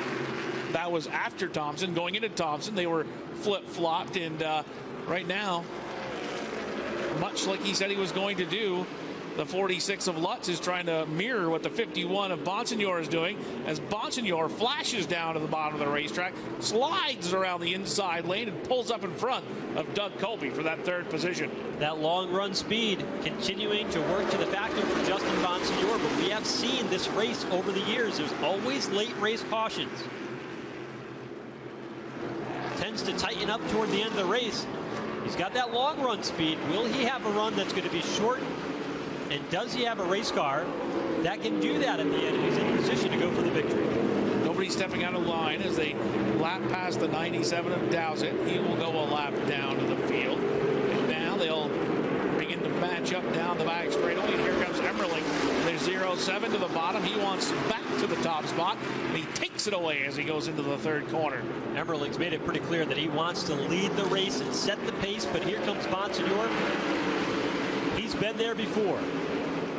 No line to the bottom, but Santos creates some room. He takes over fourth now as Doug Colby moves back to fifth. Santos in the 36 now into the fourth position. Defending winner of this event, or at least the most recent winner here at New Hampshire Motor Speedway. Up into fourth. Fifth comes Ronnie Silk in the 85. So he's in the top 5 now with the car that he won with at the Thompson Speedway a week ago. Having a great run as we've got to swap to the lead again. Swanson back up in front. We saw just a moment ago on the camera shot coming off turn number 4 inside Doug Colby's number 10 race car. And he just lost a couple of spots. He was fighting the steering wheel on that car coming up off turn number 4. We can see it right through the windshield of the 10. And he had his hands full last time through, and it's cost him a couple of spots on the racetrack. Definitely beginning to lose the rear end of the car. The question will be, what does he have left in the pit area for tires? How many tires are left? What are they going to put on? Are they going to put on just a right rear? You have to start the event with 6 tires, so you can put 4 on and 2. You could do 3 and 3. You could do 4, 2, and 1. And still plenty of time to see that play out. 69 laps to go for Doug Colby's Mayhew Tools at car number 10 as Swanson continues to show the way at car number 3. Colby takes a very interesting approach, and his team criticizes him of it. But Colby, because he came up racing quarter midgets and karts on small tracks, races with one hand in the turns. He puts 2 hands on the steering wheel on the straightaway, but the in-car cameras that they have shown he actually drives the corners with one hand, because that's what he did as a kid.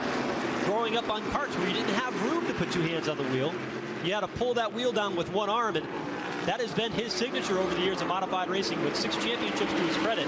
I'm not one to question it, but it is different than what some of the other teams and drivers do. And Doug Colby, it seems to work for him.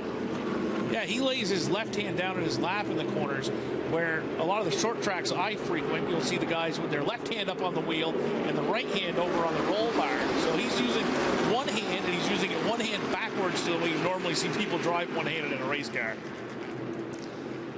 That's the 10 of Kobe. He looks in the rearview mirror, and he's got Craig Lutz right along with him.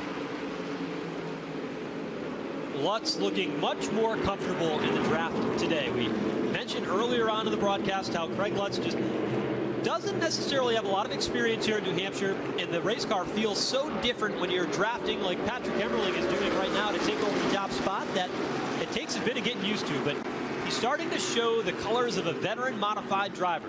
He's been in victory lane this season and has had a lot of success so far in the 2020 campaign, and especially since taking over the reins of that 46 car just a few short years ago. Definitely a coming of age season for that number 46 of Craig Lutz. They're contending. They're a championship contender this season. The last couple of years they've gotten their way up the ladder to be a race winning team. Now they're a championship contending team. They're running fourth in points. They lost a little bit last week at Thompson Speedway when he had a malfunction going into turn one on the final restart and gave up 11 positions. He was running in the second spot, ended up finishing at 12th. And he said going into Thompson that he wanted to run with Kobe and he wanted to run with Bonsignor on that racetrack. And he proved that he can do it at Thompson. Right now, he's having a stout run here at the Hampshire Motor Speedway. Swanson continuing to look strong in that 3 car as well. You get to the point where you start to ride a little bit and set yourself up. We're coming across the line now to put 137 laps up on the scoreboard as Doug Kobe, trying to make up for some of that lost ground, is able to get back inside the top 5, going by a former champion in the form of Ronnie Silk.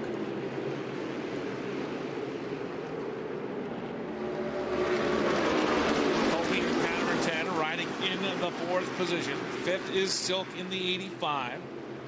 Nope, that is 6th and 7th on the racetrack. As Patrick Emmerling again will flash out to the bottom of the racetrack, the right side of your screen, which is the left side of the racetrack, and go to the top spot.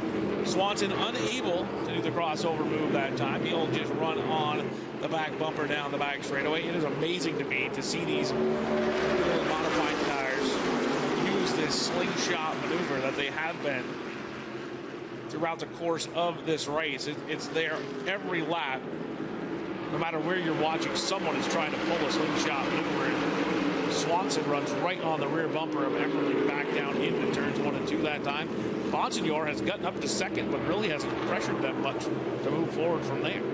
It's hard when you've got to run a speed down the back straightaway like Matt Swanson is showing now, just to drag the brake and slow down. You end up getting yourself into more trouble, so it's better just to pull down out of line, go right on by the next driver, clear them, settle back in line again, and wait for that to happen. And this is where you start looking at the end of the race and say, okay, where do I need to be at the white flag?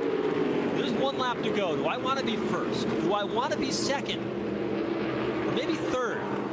Get yourself in position. See where your car is going to launch, how it's going to take advantage of that draft, and where you need to be so when you come across the granite stripe, the checkered flag is waving and pointing in your direction, and you come home first.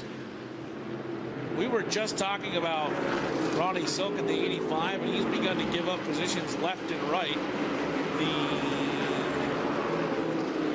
A couple of cars have moved by him. The 32, Tyler Ripkema, has gone by. The 06, Sami Ramu, went by as well. And Silk is slipping back in the 85. He was up in front of Doug Kobe just a couple of laps ago. He's given up spots to Kobe in the 10. The 46, Craig Lutz, McKennedy 7, Ripkema's 32, and the 06 of Ramo have all gotten by the 85 of Ronnie Silk. I don't know if he's gone into conservation mode or if they're having some problems on that 85 car, but he has lost 4 positions in the last 3 laps. Yeah, and it does not look good right now for that 85 of Ronnie Silk. You can see the car jostling back and forth, the handling not what it was only a handful of laps ago for Ronnie Silk. He's trying to hang on to that thing to get into the pit stop. I'm sure he is passing that information along to his crew down on pit lane, trying to describe what he's feeling in that number 85. And there's that 36 again. For Dave Zappienza, we were teasing about what that vinyl wrap color is, and we'll go ahead and give you the answer. They call that Amylite Gem Neochrome. It's the longest color of a paint scheme I've seen, but put together by WC Designs. And if you know Dave Zapienza, he has a large, bold personality as he tries to put a move on Ronnie Silk's ill-handling number 85. And Zapienza having a top 5 championship point season, came home top 5 at the Jennerstown Speedway earlier this season.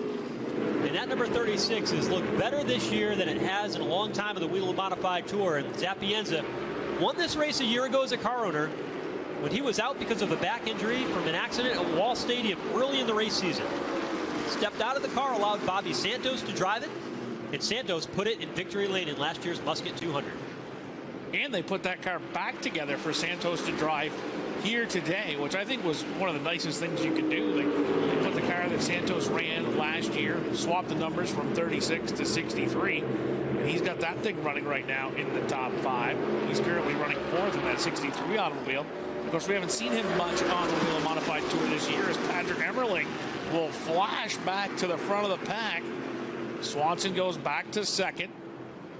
3rd, still the 51 of Bonsignor, who looks like he's going to make that move. He looks like he's going to try to challenge for the number 2 position. But then again, he just drives down in a little bit lower, rolls out of the gas, and contently rides in the 3rd position in that 51 automobile. Yeah, he is biding his time. He knows what he has for a modified. They know what their strategy is. He's already been down pit road to get tires and fuel so far.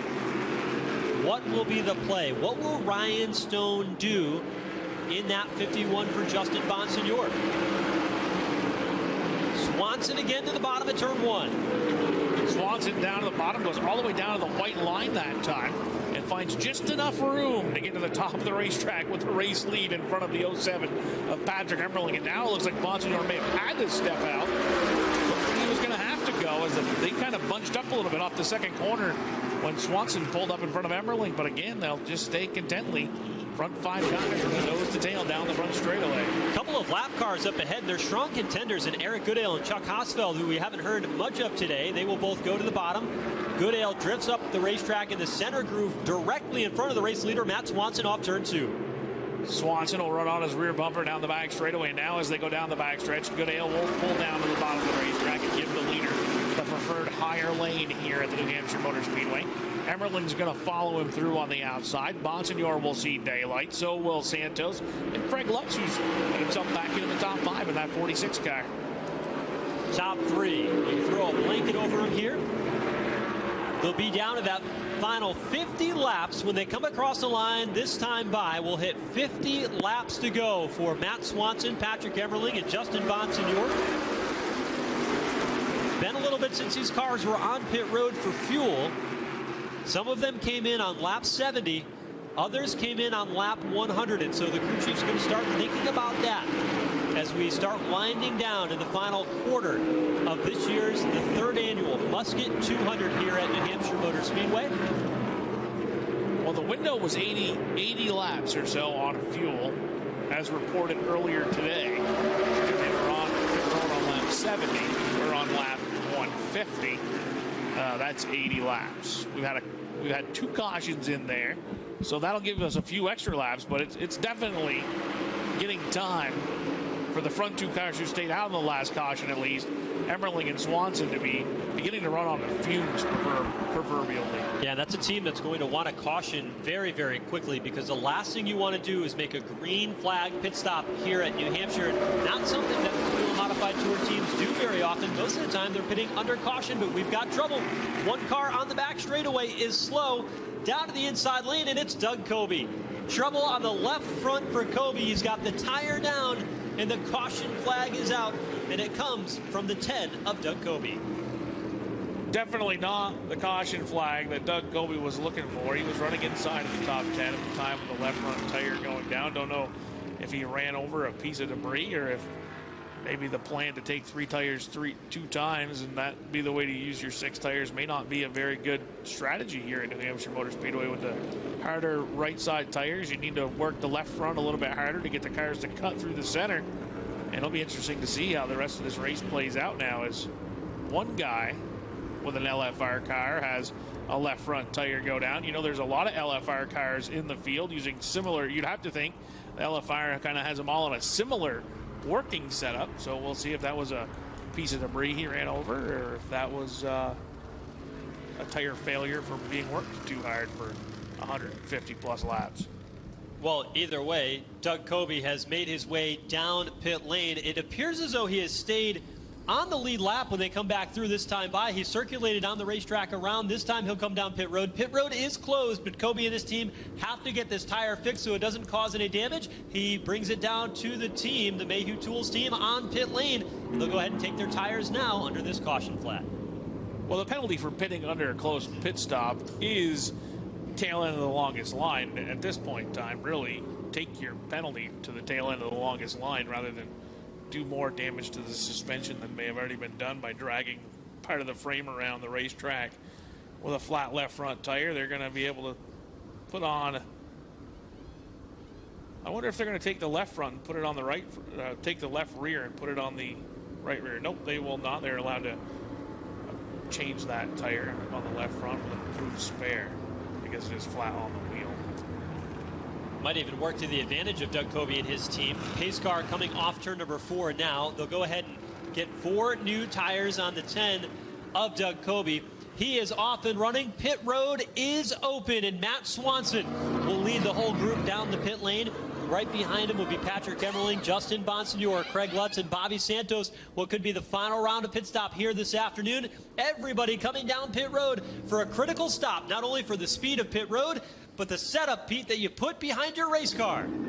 Yeah, and just what the doctor ordered, you talked about the fuel situation for these guys, and they are here just in time, as their first option is fuel in that number 3. As he sits there, takes 1 can, they'll bring another can over the wall, put it right into the car. They're going to fill that thing as best they can, even though we have under 50 laps to go. Choosing to do all fuel on the Speedway, and he takes the fuel can with him. The fuel can did not come out of the back of the car and ended up dragging it down a few pit stalls. A tough break for Matt Swanson. Matt Swanson's good run. Now problems on pit road. He removed that fuel can. It got stuck to the back of the car. You can see it scraped up as it dragged behind them down on pit lane. So Swanson goes from the lead to problems on pit road. Meanwhile, back on pit road, Doug Coby is in to get fuel for his race car as well. We'll see if anybody else comes down pit road for the second time by to get either fuel or tires, depending on what they did under the first caution. Crew worked pretty hard on the left front of the number 10 car to make sure that there was no suspension damage from having the tire wrapped around it. Back down pit road comes Emmerling, Lutz, Bonsignor, Swanson, the 06 Ramo, all back on pit road for a second trip. Back down to pit road and Pete Falcone. Yeah, this time it'll be sticker tires on the right side for the 3. Hopefully no miscues in the pits this time. As they're down and away, they'll elect to go to the left front this time around. Left front tire going on the number 3. So a front tire stop.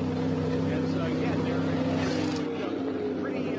pretty safely here, unlike the last time they were in. Bolting on that left front and that left rear, so they'll use all 4 on the stop team down and away. Well, thank you, Pete. 4 tire stop there for the Matt Swanson machine. Justin Bonsignor also took 4 tires here in the end, but look at who's back out in front. It's car number 9.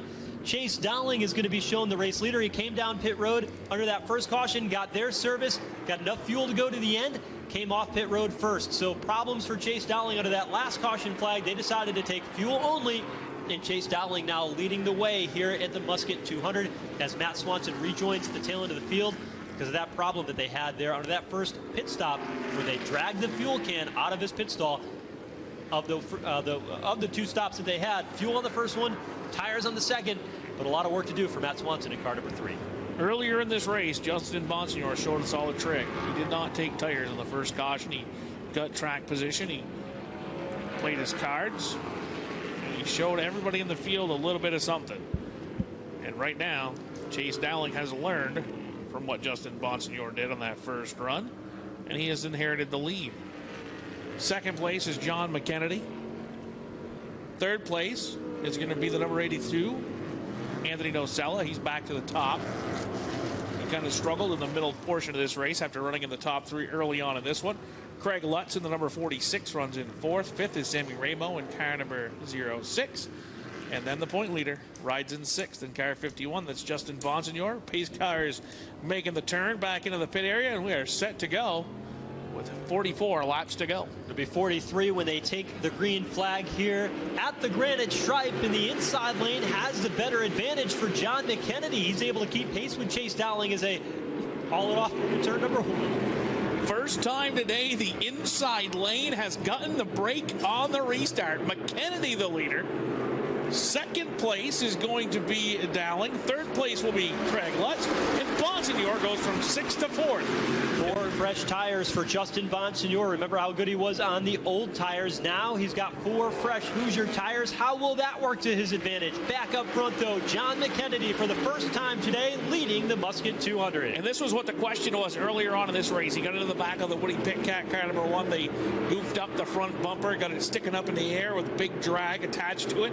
We'll see if he can lead the show. And right now, Dowling will drop down to the bottom as they go down the back straightaway. And Chase Dowling will say, yeah, I guess I'll take the lead over.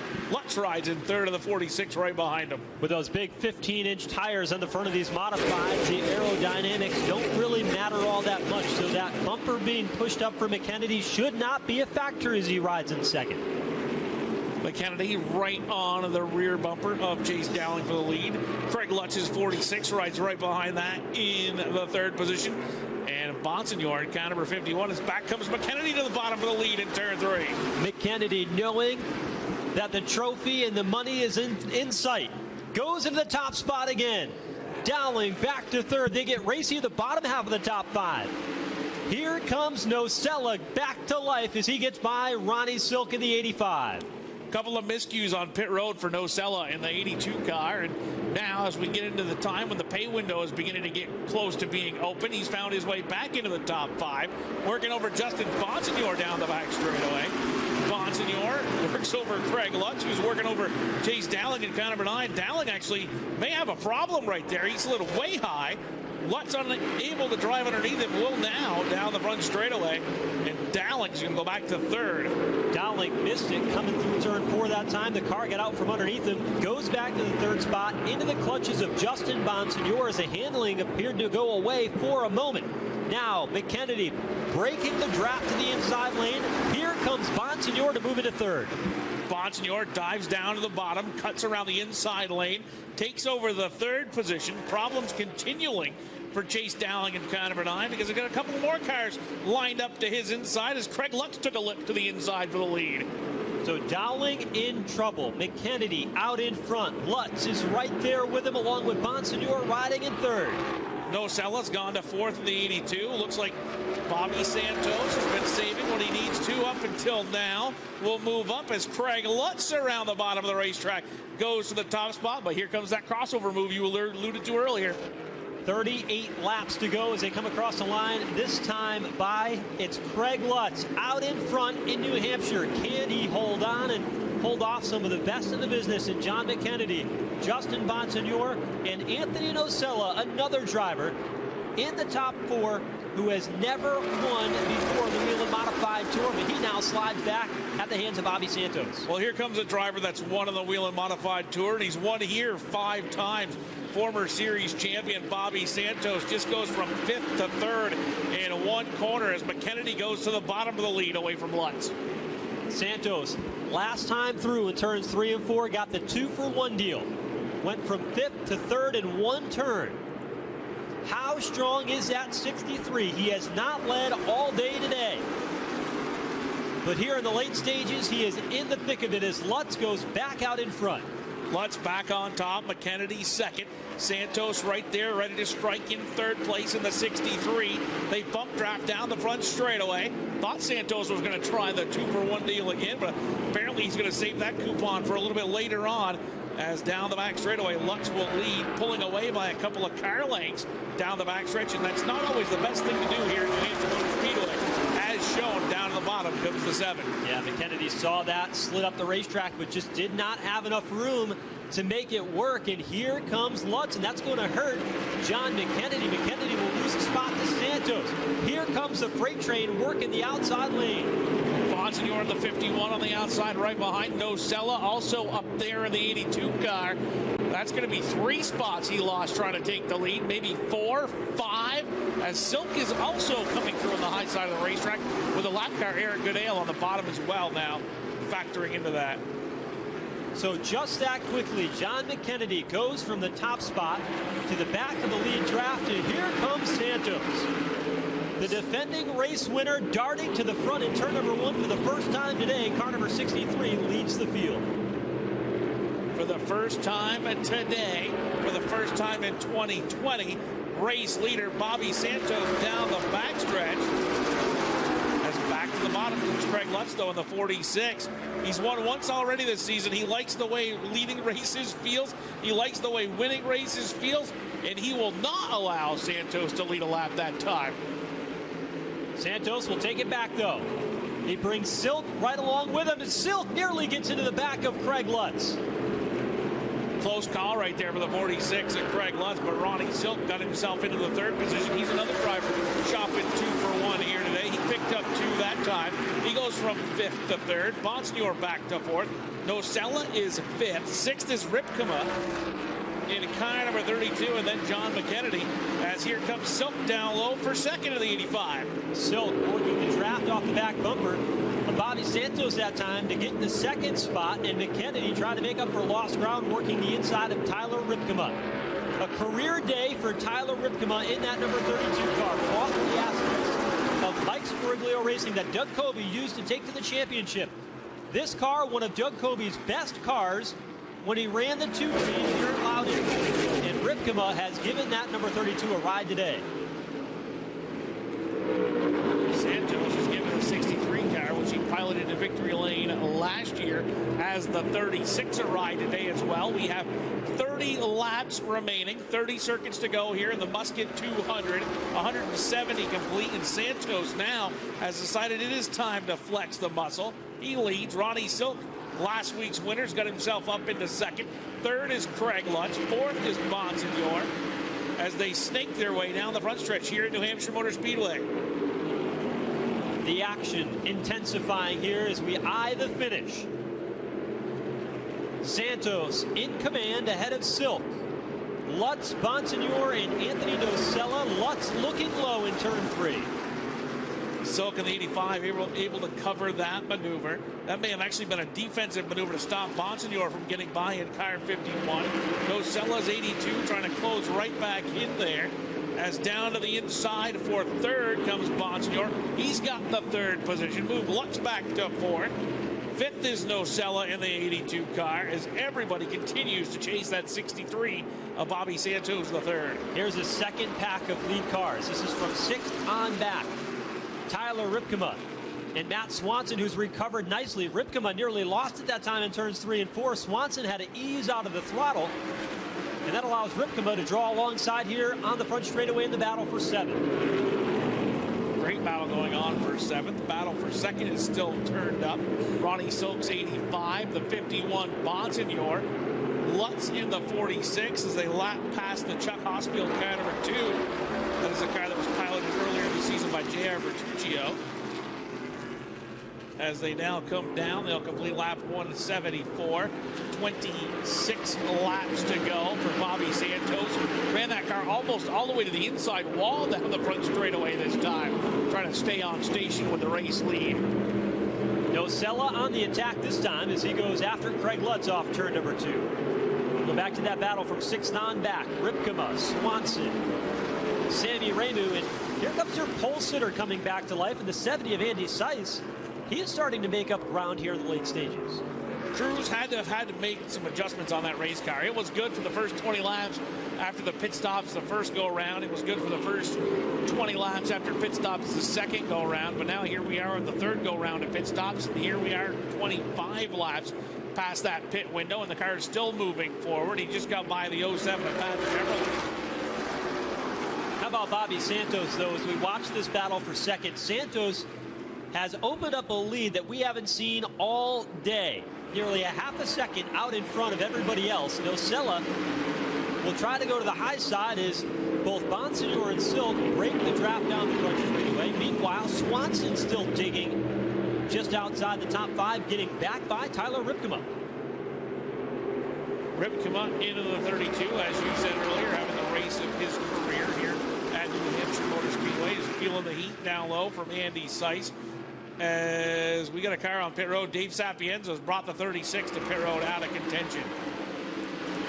So a good run for Dave Sapienza will come up a bit short here today. He's on pit road. It'll be right side work for Sapienza.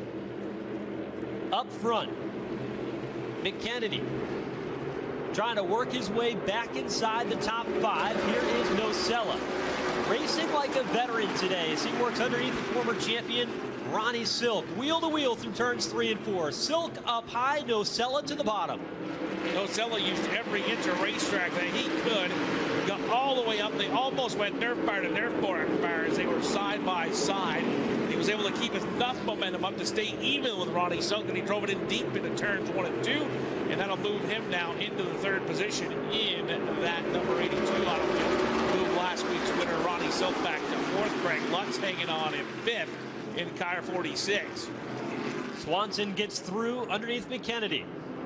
So Swanson now up to 6th, but he's got a little bit of track to gather up if he wants to latch out of that lead draft of 5 cars, with Craig Lutz about 10 car lengths ahead as they exit turn number 2. And up front, we had that big lead a moment ago for Bobby Santos, and all of a sudden Justin Bonsignor is there and makes a bid for the lead in turn 3. Down to the bottom he goes, and to the top spot he goes. He'll come off at turn number 4. We'll have 20 laps to go, and Justin Bonsignor is the leader, but Bobby Santos is not done yet, headed for turn 1. With the crossover move for Santos, back out in front. The style of racing here at New Hampshire that has become so popular with the modifieds, and always, whether the NASCAR Cup Series cars are here, a fan favorite, or a standalone weekend like this for the Musket 200. Well, they go tit for tat, and now back to the top of the racetrack goes the 51 of Bonsignor. Here they come off of 4. We'll see if the crossover movement happens down the front straightaway. Again, Santos will go to the bottom of the lead in turn 1. Back and forth action. Lead changes every lap, and it's Santos, originally from Franklin, Massachusetts, now calls the state of Indiana his home in the heart of the Midwest and sprint car country. But he's a modified ace and a champion at that. Here's Bonsignor back out in front in turn 4. Nocella has closed back in. That's a 3-car battle for the lead. 4-car battle for the lead, because here comes Ronnie Silk, and Craig Lutz is towing the back of the draft as well, as Bobby Santos goes back to the lead. And these cars moving around, opening up big holes in the air, has allowed the front 5 cars to close back in on each other. And Swanson's closing in 6th as well in the 3. Yeah, Swansonville under attack because McKennedy is trying to go by him at the end of the back straightaway, and McKennedy's able to get through and hold on to the 6th position. Here they come back off turn number 4 to the line. Everybody chasing Bobby Santos. Does anybody have an answer for the 63 car, or can Santos go back to back in one of the biggest races in modified history? I think we've seen it so far today. If you're going to win this race, you have to make the pass for the win going into turn number 3, because by the time you get back to turn number 1, you may not be the leader anymore. This race will not be decided until we come across the start-finish line, where the checkered flag is in the air with 16 laps to go. Eric Goodale going another lap down in car number 58. Tough break for that driver in the Riverhead Building Supply Gaff Roofing entry. Battle for 6th raging on between McKennedy, Swanson, and Andy Seiss, who has entered the picture, currently running the 8th position in the 70 car. Still will be one of the better runs that Andy Seiss has had here at New Hampshire Motor Speedway. His home track, his home state in New Hampshire. Oh, trouble up there in the outside wall. Anthony Nocella has caught the outside safer barrier on the front straightaway, running in the 4th spot. He was battling with the 85 of Ronnie Silk for that 3rd position, and it looked like they were kind of snaking back and forth trying to break the draft. And right in front of the 46 of Lutz, he slapped the wall. And it looks like he's going to be able to continue on, at least as of this point. No smoke showing from the car. New race leader is the 51 of Bonsignor. He made the pass down in turn 3. He may be setting that maneuver up for lap 1:99, because as soon as they get back to the south side of the speedway, or the Concord side of the speedway, back to the lead goes the 63 of Santos. And right back at him is Bonsignor digging down to the inside of the back straightaway. I could watch this for the rest of the day. Why does there only have to be 14 laps to go in this one? The modifieds here at New Hampshire Motor Speedway are turning the battle up. Again, down to the bottom comes Santos. What is Silk going to do in the 85? He hasn't even tried to get into pressure in this battle for the lead because he knows anything can happen in his last 13 laps. Bonsignor goes back to the bottom for the lead again in turn number 3. Every turn swapping the lead. They come to the line this time by. There'll be 13 laps to go here at the Magic Mile. Justin Bonsignor and Bobby Santos, the class of the field right now, and they are back at it. Nerf bar to nerf bar in turn 1 with Santos back to the point. I mean, right now, if you go by official timing and scoring, it's not going to show the lead changes that we are getting, because Bonsignor does not lead down the back straightaway, but he does lead down the front straightaway. So officially, these passes for the lead are not happening. But I mean, you can see them right now with your own eyes that they have swapped this lead back and forth on multiple occasions. And again, in turn 3, Bonsignor goes back to the top spot. They come to the start-finish line. Down to the bottom goes Bobby Santos in the 63 car. So Santos out in front earlier. Justin Bonsignor told us, he said, at the end of the race, going into turn 3 on the final lap, I want to be in control. I want the race lead, and that's why, coming to 10 to go this time, he is working so hard to stay out in front of Bobby Santos, so the race and the pace is all in his hands. Controlling the pace down the front straightaway he goes. They are 10 fingers in the air from our chief starter on the Whelen Modified Tour. And that time, Santos in the 63 didn't pull down to challenge for the race lead. He just ran in the tire tracks of Justin Bonsignor. Right behind, and he'll now challenge into turn number 3 for the lead. So they'll switch the cycle this time. Santos took the turn 1 side of the speedway off, and now he's on top with the race lead, coming to 9 to go. They wanted to swap the cycle because you can see every time through, Justin Bonsignor was the one who was leading at the start-finish line. Santos knew he had to change the game plan if he wants to be there at the end at the right time. The game of inches and a game of chess here today at New Hampshire Motor Speedway. Who will make the right call at the end? 8 to go, this time by for Santos. 8 laps remaining, 8 miles here at New Hampshire Motor Speedway to wrap this one up. Front 5 cars still run right together. The 63 Santos, Bonsignor in the 51, Ronnie Silks 85, Anthony Nocella, who despite bouncing off the wall about 10 laps ago has not slowed at all, and Craig Lutz rounding out the top 5 in the 46 car. To the front straightaway they come one more time, and Santos looks in the rearview mirror with a car length advantage back to Bonsignor. And Ronnie Silk has sat there in the 3rd spot the last 10 or 15 laps, watching this battle unfold ahead.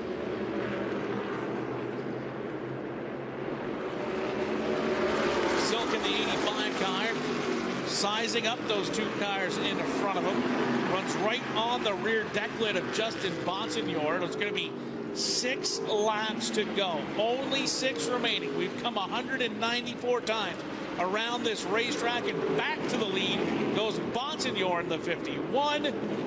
Silk again unable to keep that door kicked open and go by Santos. But Santos going back after it, wants to keep that cycle the way he had it, where he'll lead off turn number 4 by the time we get back around, as he goes back to the lead in turn 3.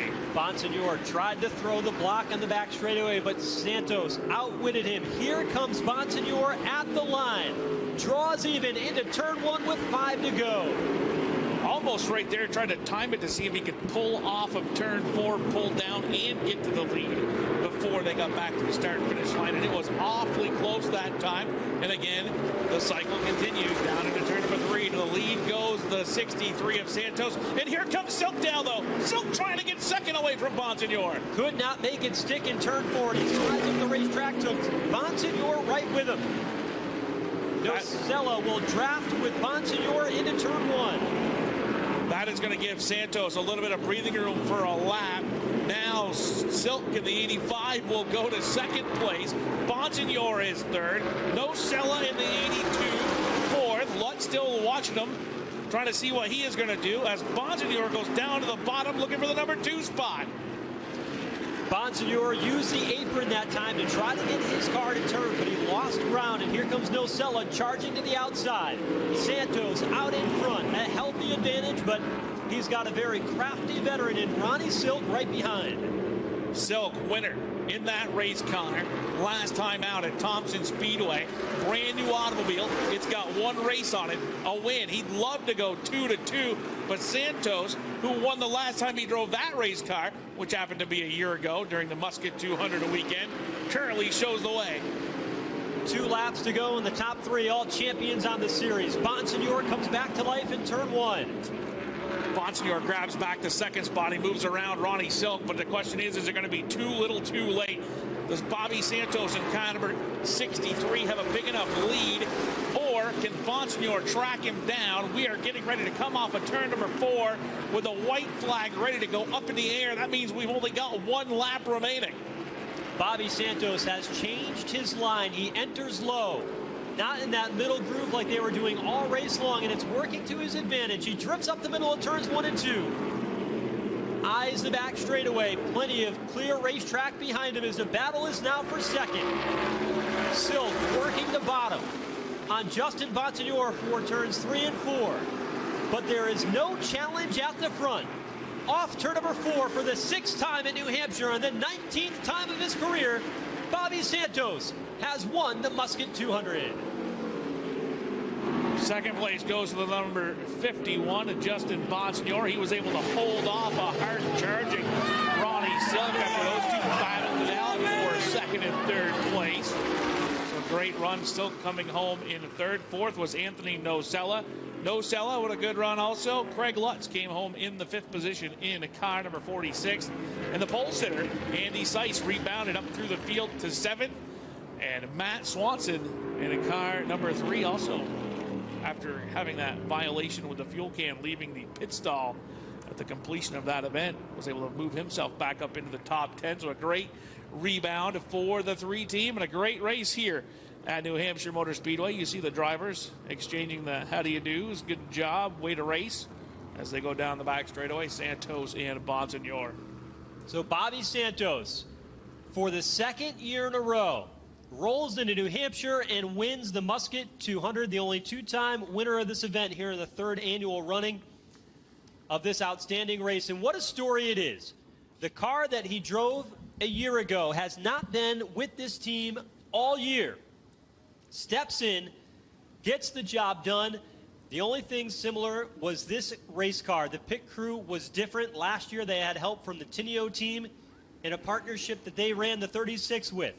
But this year, it was Bobby Santos and his dad, Bobby, with a bunch of crew members from the Zapienza racing team, put together just for this event to be able to cash in and get the win for the 2nd year in a row, cash in on $20,000, the Minuteman Trophy, and the custom flintlock musket, traditional New England style, as Bobby Santos, for the 2nd year in a row, has parked car number 63 here in Musket 200, presented by Whelen, Victory Lane at the Magic Mile.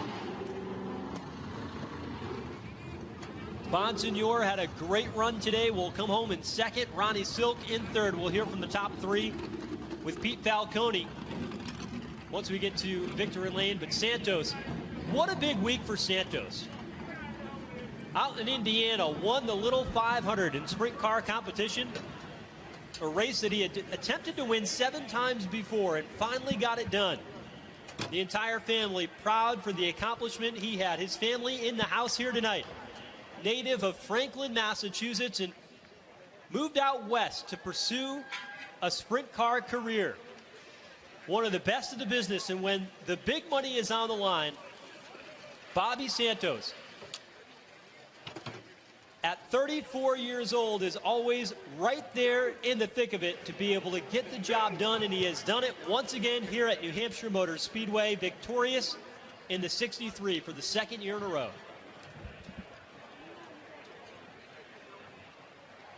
New Hampshire, when he gets out, make sure you give him a big round of applause. Your winner, Keep in mind, we got the American Canadian Tour coming up next. They are staged in their garage area, ready to go for 75 laps of the full throttle. 75 here to cap off what has been an outstanding third edition of the Full Throttle Fall Weekend here in the Granite State, New Hampshire Motor Speedway, the Magic Mile. And none more magical today than Bobby Santos, who is out of the car here in Victory Lane at New Hampshire Motor Speedway. For the Victory Lane celebration, let's go down to Sunoco Victory Lane with Pete Falcone. Yeah, very happy Bobby Santos has got enough strength after 200 laps to pick up that victory sign. Now he runs over and jumps on the crew that are waiting to get in here to Victory Lane. What a celebration with the crew all together, including his father, who in history was not a bad racer himself. But Bobby Santos has brought it home now 2 years in a row. Again, that strategy played out, Bobby. You were right where you wanted to be. Oh, God. Unbelievable race car, unbelievable team, just great people around me. I mean, that's what it comes up to. My dad, you know, flying all over the country, helping me, giving me what I need. God, I just got to thank Sat for this opportunity and his family, his people. Unbelievable. Think Light coming on board for this. Had a lot of fun with those guys today, and hopefully they're happy. Just everybody. Really, I thank Dave, his family, and this team. I mean, to give me this opportunity and let me drive their car. Got to thank NASCAR and Loudon for having this event. I know it took a lot. I probably don't even realize how much it took for them to put this together. So I love this track. I love these cars. I say it all the time, racing all the country. This is the best field of drivers in the country. I'll put these guys up against anybody. And it's an honor to be able to come here and race with them. Them respect me and allow me to race with them. Well, you would know because you picked up, this is now your second big weekend. You did it the open wheel sprint ranks last week, but you know these drivers now. You were being dogged by Justin Bonson. You were there towards the end of the race. What was your strategy on that one to get away from? God, just trying to get away. Justin and his team are so good. Stone working on the thing, Justin driving it. He's come a long way the last 10 years. You know, I watched him from his rookie year and where he is right now. They're a very talented group, and they're doing a great job, and I feel very lucky that Sap and these guys gave me the car to race them. Congratulations, Bobby. Yeah, thank you. I thank everybody that's involved in this. It's just it's unbelievable. The last couple weeks for me has been pretty special. For sure, for sure. Bobby Santos back in Victory Lane, the 6th time here at New Hampshire, and the 2nd in a row of the Musket race here at the Magic Mile. And the celebration on for Bobby Santos, his entire team getting the job done. Congratulations from chassis builder Rob Fuller, his dad, in the BS3 shirt, Bobby Santos, the car owner Dave Zappienza. 2 wins in the Whelen Modified Tour, both have come as the car owner for Bobby Santos here in New Hampshire Motor Speedway. Longtime crew members that have worked with Santos to be able to get this victory. These races are hard to win. And Santos today did it a little bit differently. Normally he goes out, leads only a handful of laps. He led only 5 laps last year. Led a lot more here in the final stages of today's race. Engine builder Billy the Kid coming in to congratulate Santos on another victory for he and his team. He will have the opportunity to celebrate with the Minuteman Trophy, a replica of the statue down in Concord, Massachusetts. David McGrath, Executive Vice President, General Manager here at New Hampshire Motor Speedway, will be part of the trophy presentation that'll be made to Rob Fuller and Bobby Santos down in Sunoco Victory Lane. All right, let's start with this right here. Let's put this hat on. And let's make the presentation of the beautiful musket. There we are. And let's hoist it up for the fans and for the photograph. Here we go. Hoist it up in the air. Yeah.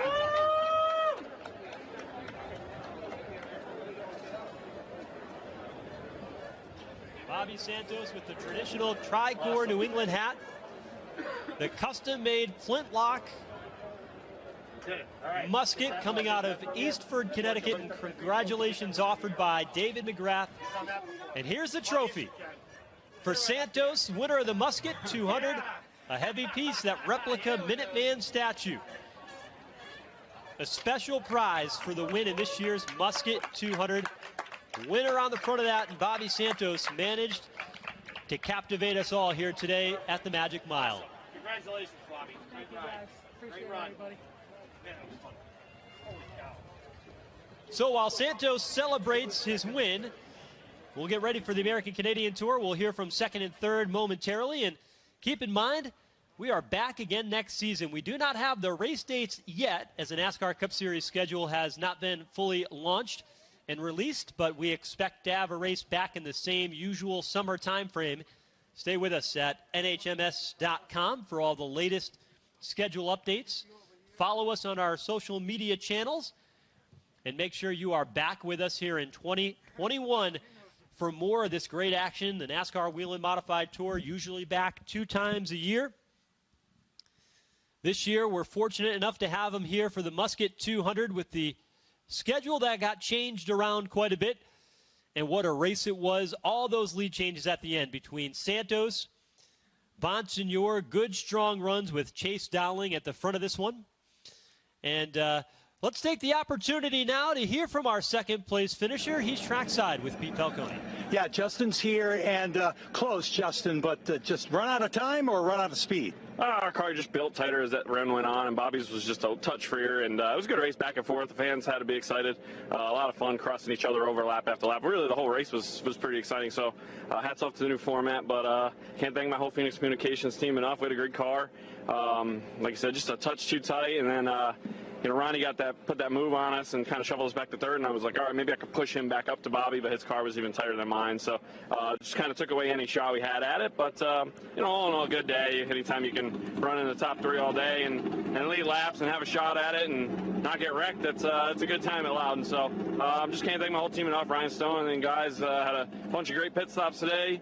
Can't thank my sponsors enough: Phoenix Communications, Clearcom IT Solutions, Fury Race Cars, Robert Gates Engines, M3 Technologies. Just a really good day, and we'll go on to Stafford here in a couple weeks. Congratulations on second place. Thank you, guys. Thanks NBC for everything they do as well.